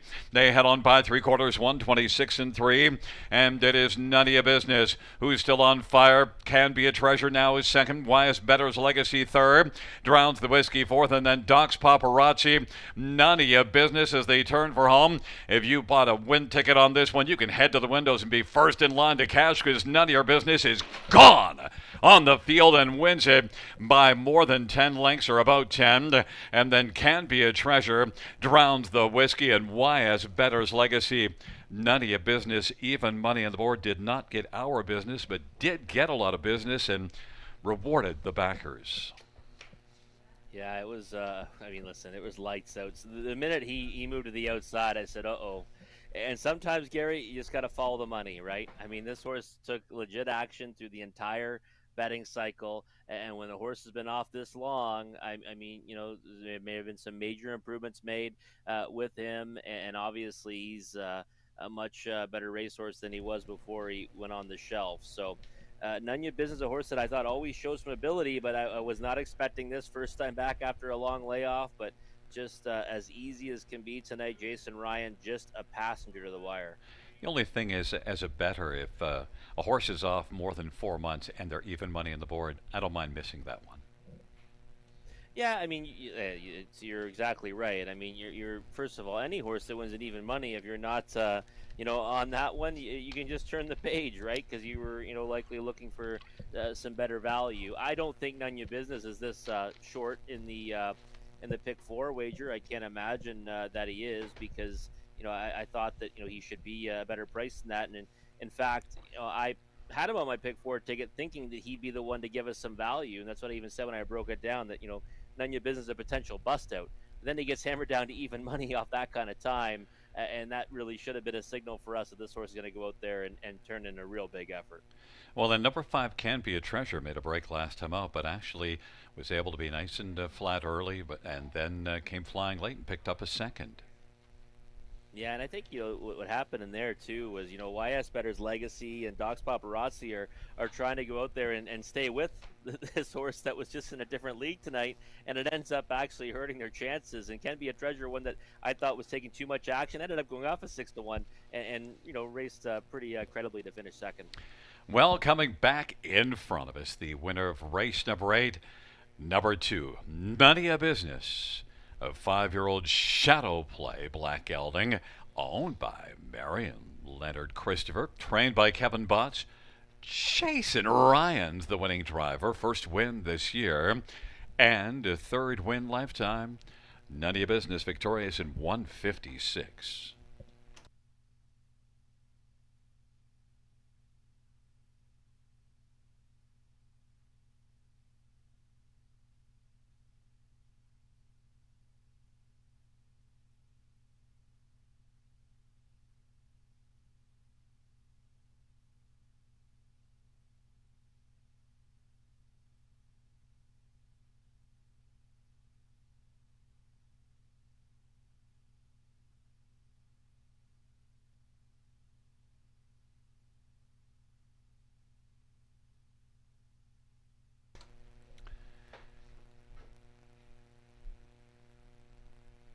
Eighth race pounds to none of your business, 410, 290, 240. 5 can be a treasure, 690, 373. Drowned the whiskey, 280. $2 exactor, 23.10. Dollar try, 29.70. Dollar super, 44.15.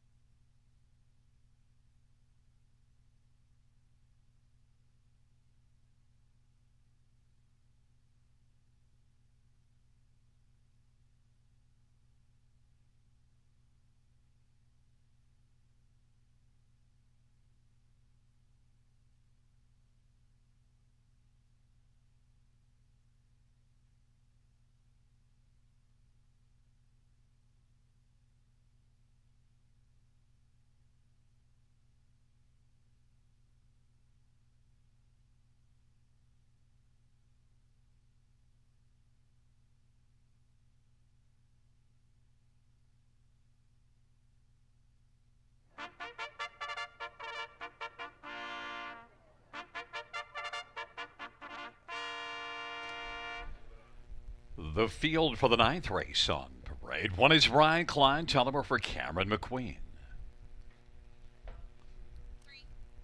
Number 3, Fuzzy Wuzzy was a bear. Scott Clover, Courtney Bishop. And 4 is Bad Boys, Roxy versus Richardson for John Braid.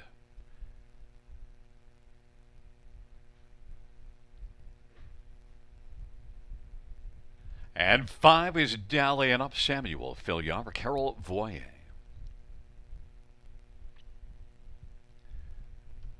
Number 6, Twilight Zone, Natasha Day for Ken Oliver and Milton Young.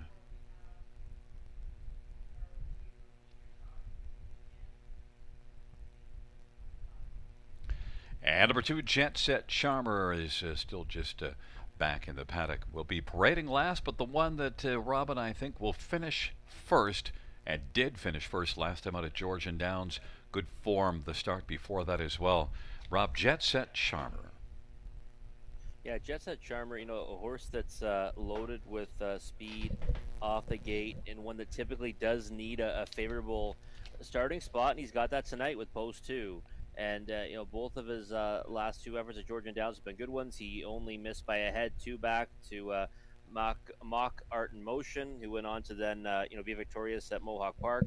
And then his latest was a winner over Sir Galahad. So I think we're going to see this one get to the top tonight. It's a matter if he can just keep on rolling. 1 to 2 on the board. Obviously, the price is not too attractive, but I do think he's the most likely winner in the field. Number 1, Ryan Klein, is sitting at 6 to 1 on the board, and did improve at Clinton last race, but we haven't seen if this one has gate speed because, well, hasn't been on the inside for a little while. No, if you go further back, I mean, Ryan Klein does have a little bit of pop off the gate, especially, from a starting spot like, the rail. And the other thing about this one is its second start, Cameron McQueen. We saw this barn get a win just a couple of races ago at a nice price. And now Ryan Klein sitting at that same number of 6 to 1 right now with, that all-important rail control here. So I think Ryan Klein, might take a step forward. The effort last time from Post 5 was a good one. He closed into it to be second to Coin Flip. I wouldn't mind taking a chance on Coin Flip against this group. So Ryan Klein is a logical one, in my opinion, and right now an overlay at that price. And number 5, Dally and Up, is a veteran with 38 wins, but only 2 in the past 23. But he is one that raced okay, at least was finishing into the top 4 last time out. Yeah, it was a decent effort to finish fourth, on that occasion when trainer Carol Voyer was aboard, and actually, that conditioner got him to victory 3 back at Georgian Downs. Now he did have the benefit of closing into a real hot pace on that occasion. They went 26-4, 56-1 at a 7,000 claiming level, and he kind of came from the clouds to score at a long price. And I remember that set up a real big payout in a super high 5. On that occasion at Georgian Downs. And you get Samuel Filion back aboard tonight, and against a field he should be competitive against. Just didn't know what the trip scenario is going to be for Dally on Up, because a horse that seems to do his best work from off the pace is capable of leaving out of there, but if he does, might have a hard time getting past one like Jet Set Charmer. So it'll be interesting to see what kind of journey he actually goes. Number 3, Fuzzy Wuzzy was a bear. I'm a little fuzzy on this one because, that start at Hanover, I didn't see it. I can see the race line, but then the form was good before that, and this one was very competitive here the last time we saw this one here. Yeah, that's why I kind of thought that you have to give this one a look here, and it's an interesting race because you do have some horses that are kind of clear cut early speed, other ones that are capable of leaving if they so choose to do so. But again, Fuzzy Wuzzy was a bear, one that does have that early pop off the gate. Last time, trailing post at Hanover, I'm always willing to kind of forgive those ones. It's an outside post, trailing post. Before that, a decent effort to be second from the 7 hole. When he does draw inside, he's usually in the mix throughout. I think he will be forwardly placed. Just we'll see what he does at the wire. I would probably stick to putting him underneath in the try in the super, but it wouldn't be like the biggest shock in the world if he ended up winning this race. And we ignored Twilight Zone. 41 wins a lifetime, but it's been a little dry lately.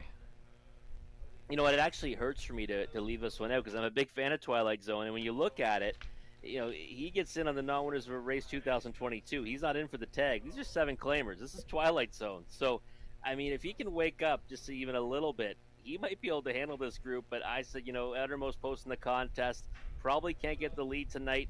I'm gonna watch him this time, and we'll see about the next time he races. Well, the one that we are watching as the favorite right now, our top pick, number 2, Jet Set Charmer, is 4 to 5 on the board. With position, Ryan Klein, Jet Set Charmer on the pylons. Then Fuzzy Wuzzy Was a Bear, Bad Boy Sproxy in the center, the outside, dallying up in Twilight Zone. Field of 6, race number 9. They're at the top of the stretch. And here they come.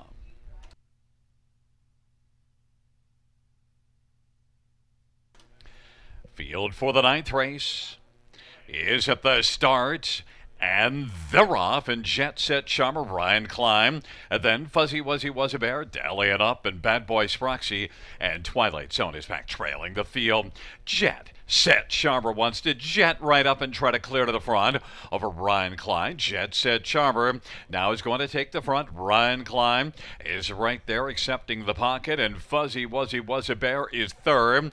Dally on up is fourth, and then Bad Boy Sproxy and Twilight Zone.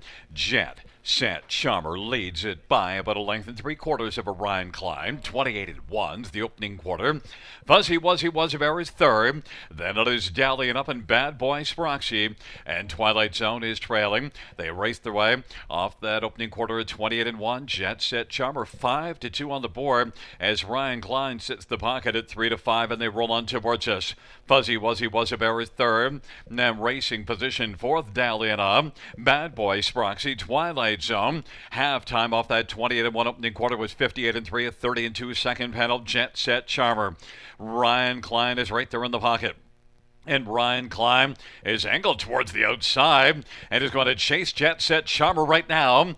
Fuzzy Wuzzy Was a Bear right now is third. And then dallying up, Twilight Zone now is going to pass one, and that is Bad Boy Sproxy. Jet Set Charmer with the front. Ryan Klein is trying the outside. Jet Set Charmer still game on the lead, though. Ryan Klein now might have stalled just a bit. It's a length back on the inside third. Fuzzy Wuzzy Was a Bear. Dallying up is racing for 3/4 is 128-1. Jet Set Charmer. Ryan Klein is trying to grind down Jet Set Charmer.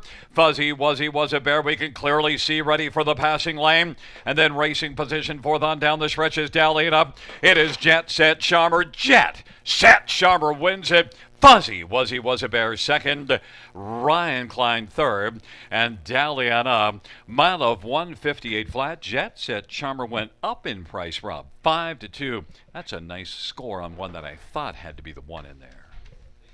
Yeah, I'm surprised that price ends up flipping right before the word go. Jet Set Charmer goes to 5 to 2, and Ryan Klein took all the money to drop down to be the favorite at 3 to 5 odds on, and was sitting the 2-hole and pulled that pocket pretty early. Ended up losing a position to Fuzzy Wuzzy Was a Bear, who actually got steppy going into the passing lane. If he ever just keeps pacing forward without going a little bumpy gated, he might have got there. But yeah, Jet Set Charmer, we thought this was the one to beat, and I thought this one would be odds on. And I think, likely in those multi-leg wagers, he's the favorite. But if you got the win tickets on him tonight, you got 5 to 2, which is a real nice price. Well, a bit of a gift that's because I thought it was the one and made the lead, which is where you have to be on the half-mile track. Got that second panel breather too, which he needed that coming for home, as you mentioned. Fuzzy was a Bear, wasn't able to quite give him all of what he might have. No, not tonight. And again, he kind of got into we talk about gifts, kind of got gifted with the 2-hole, right? Was sitting third, and then gets to move into that pocket spot when Ryan Klein vacated it, and was a good second anyways. Ryan Klein, ended up first over for the latter part of that mile, ended up finishing third, and Dallion up. One that we thought does his best work from off the pace. Well, it's just not going to work in there when the second quarter is 30-2, but did make a decent account of himself to finish fourth. It is a 2-3-1-5 top four, and coming back in front of us, number 2, Jet Set Charmer. 10-year-old Jeremy's Jet Brown Gelding, owned by Brett McDonald and Austin Reed. Ron McDonald is the trainer, and it is the driving hat trick for Brett McDonald. Mile of 158 flat.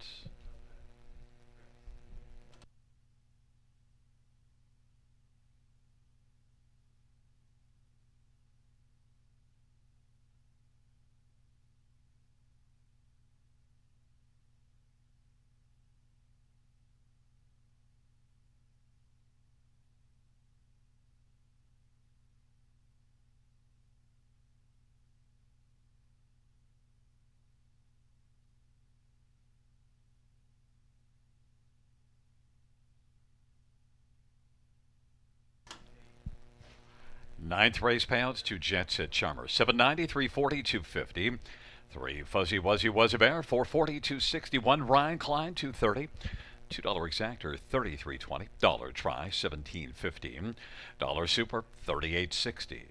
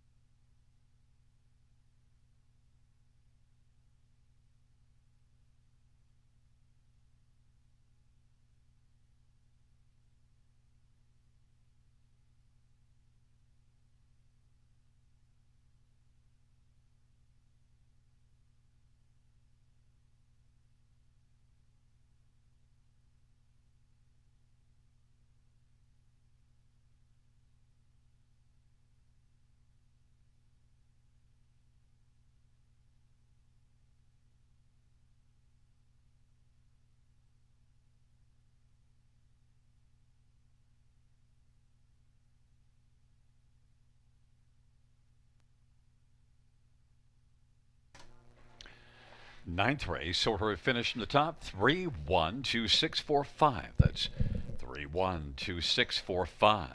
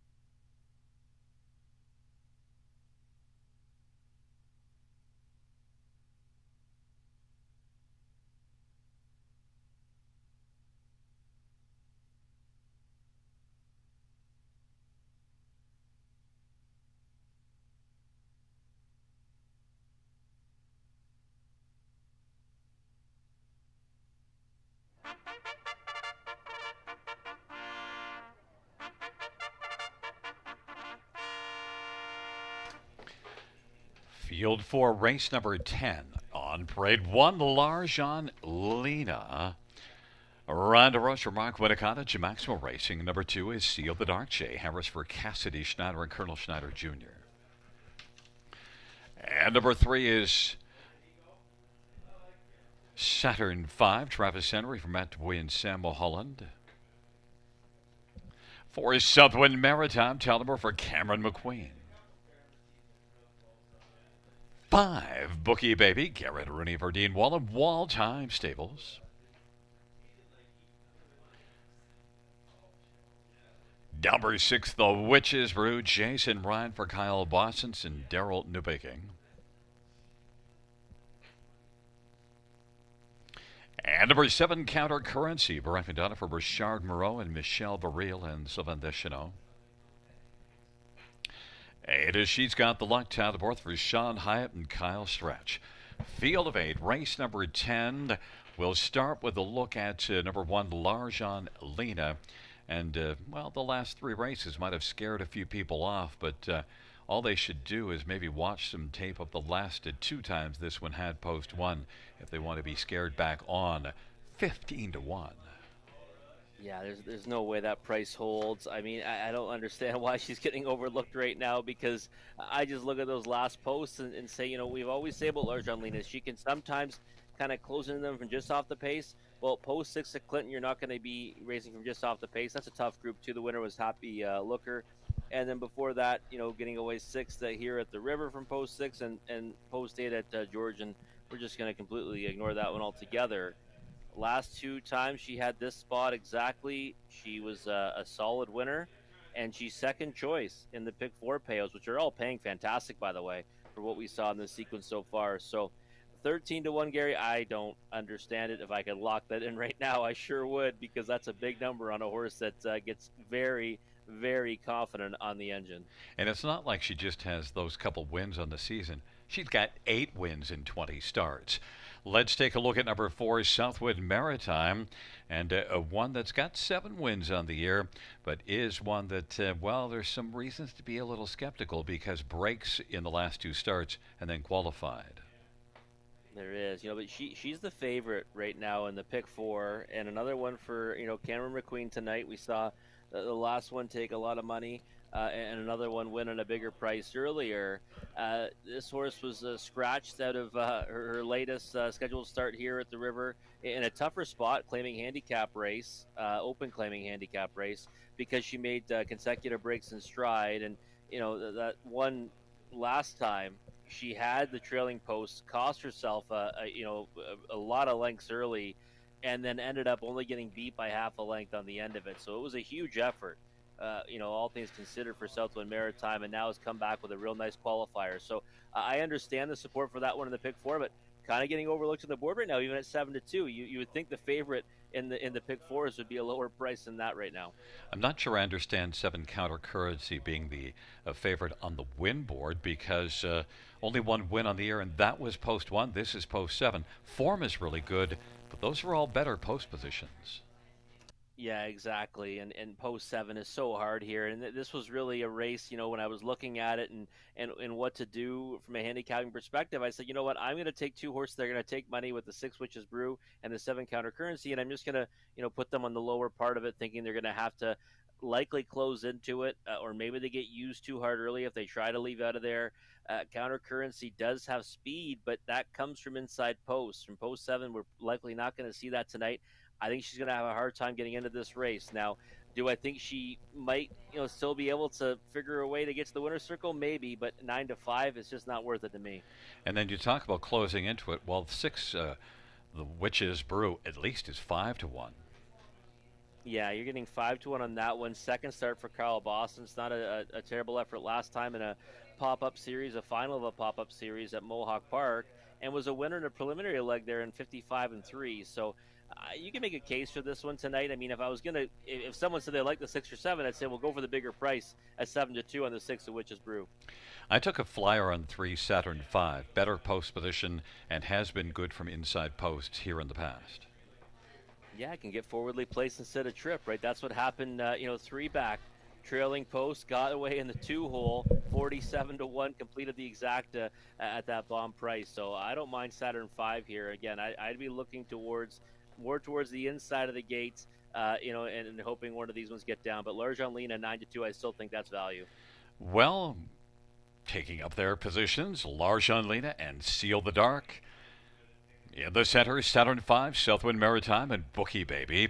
The outside, the Witch's Brew, Counter Currency, and She's Got the Luck. Field of 8, race number 10, the final dash. Giddy up, Gary Guides, long weekend. Field for race number 10, nearing the start. And they're off. Larjon Lena, Saturn 5, Counter Currency from the outside. Then it is Seal the Dark. Those are the first four. The Witch's Brew. Then Southwind Maritime. Field works into the backstretch. Larjon Lena has got the lead. Larjon Lena, Saturn 5 is racing second. Seal the Dark to the inside third. Counter Currency is fourth, and then it is Southwind Maritime and the Witch's Brew.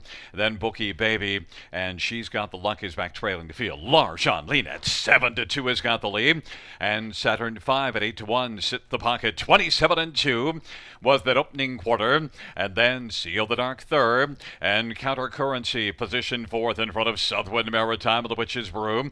Bookie Baby and back trailing the field. She's Got the Luck.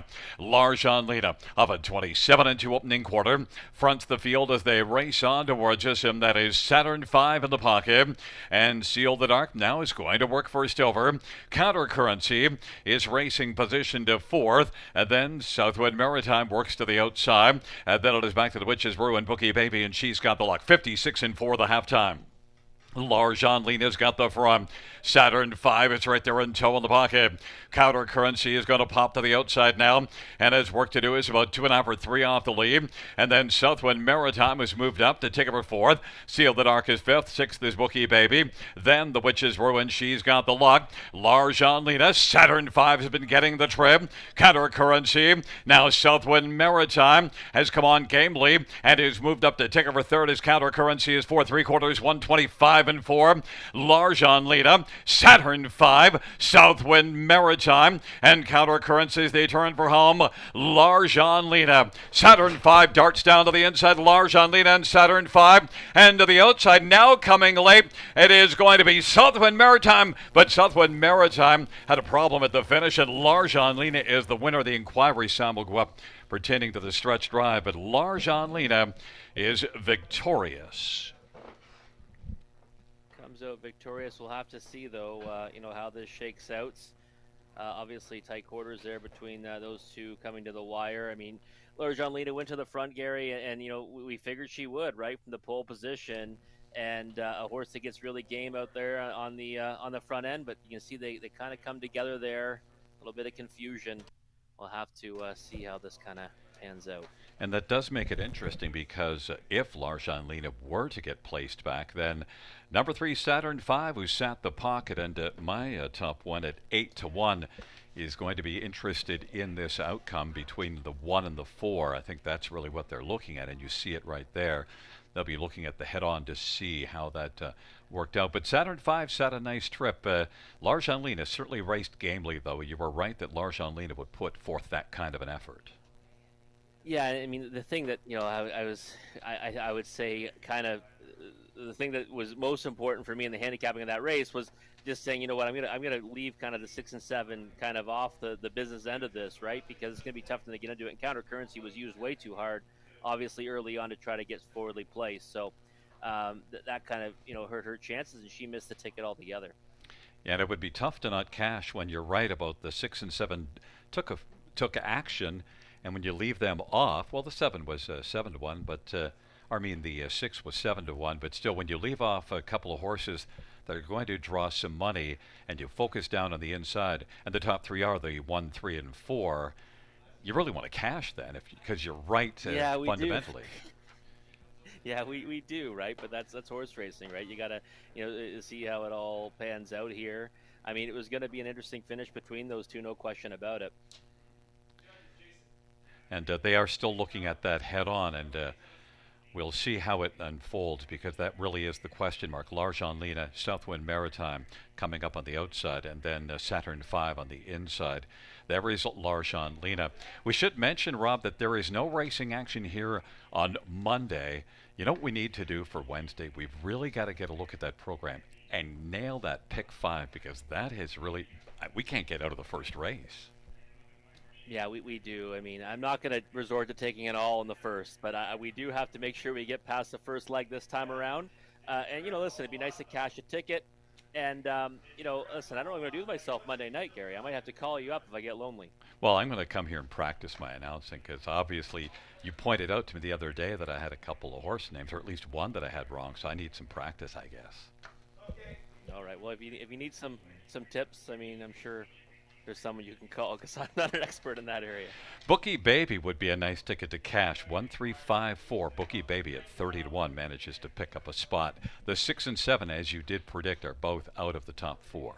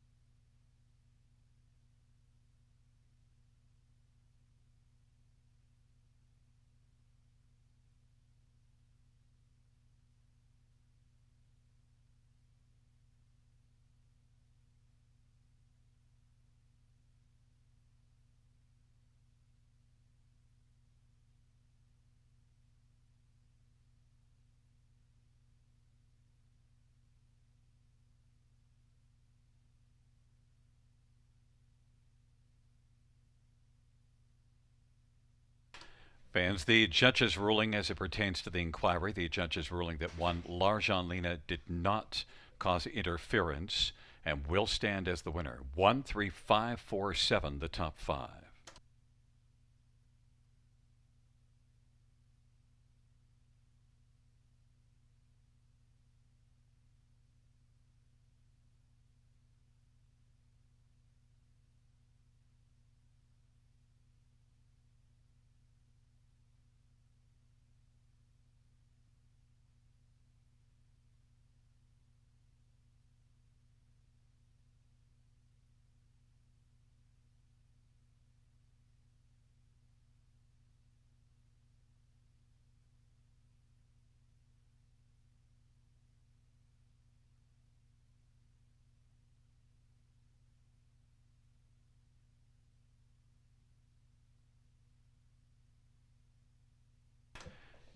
Tenth race payouts: one Larjan Lena, 955, 74, 23, Saturn 5, 830 and 680, and 5 Bucky Baby 1330.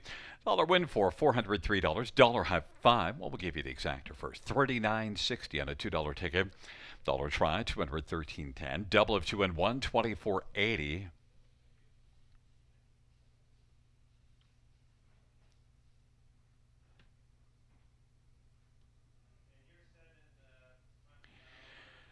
And the dollar high five, $3,495.80.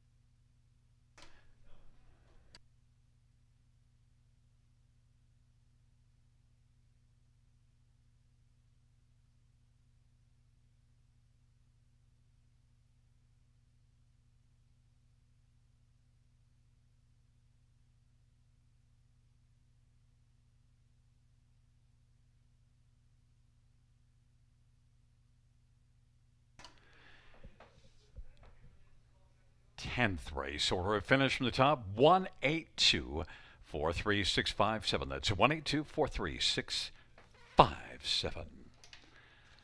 Well, fans, that concludes the live harness racing program for this Friday. Note that there's no action this Monday on Labor Day. We will return, though, on Wednesday with a post time of 6:30 p.m.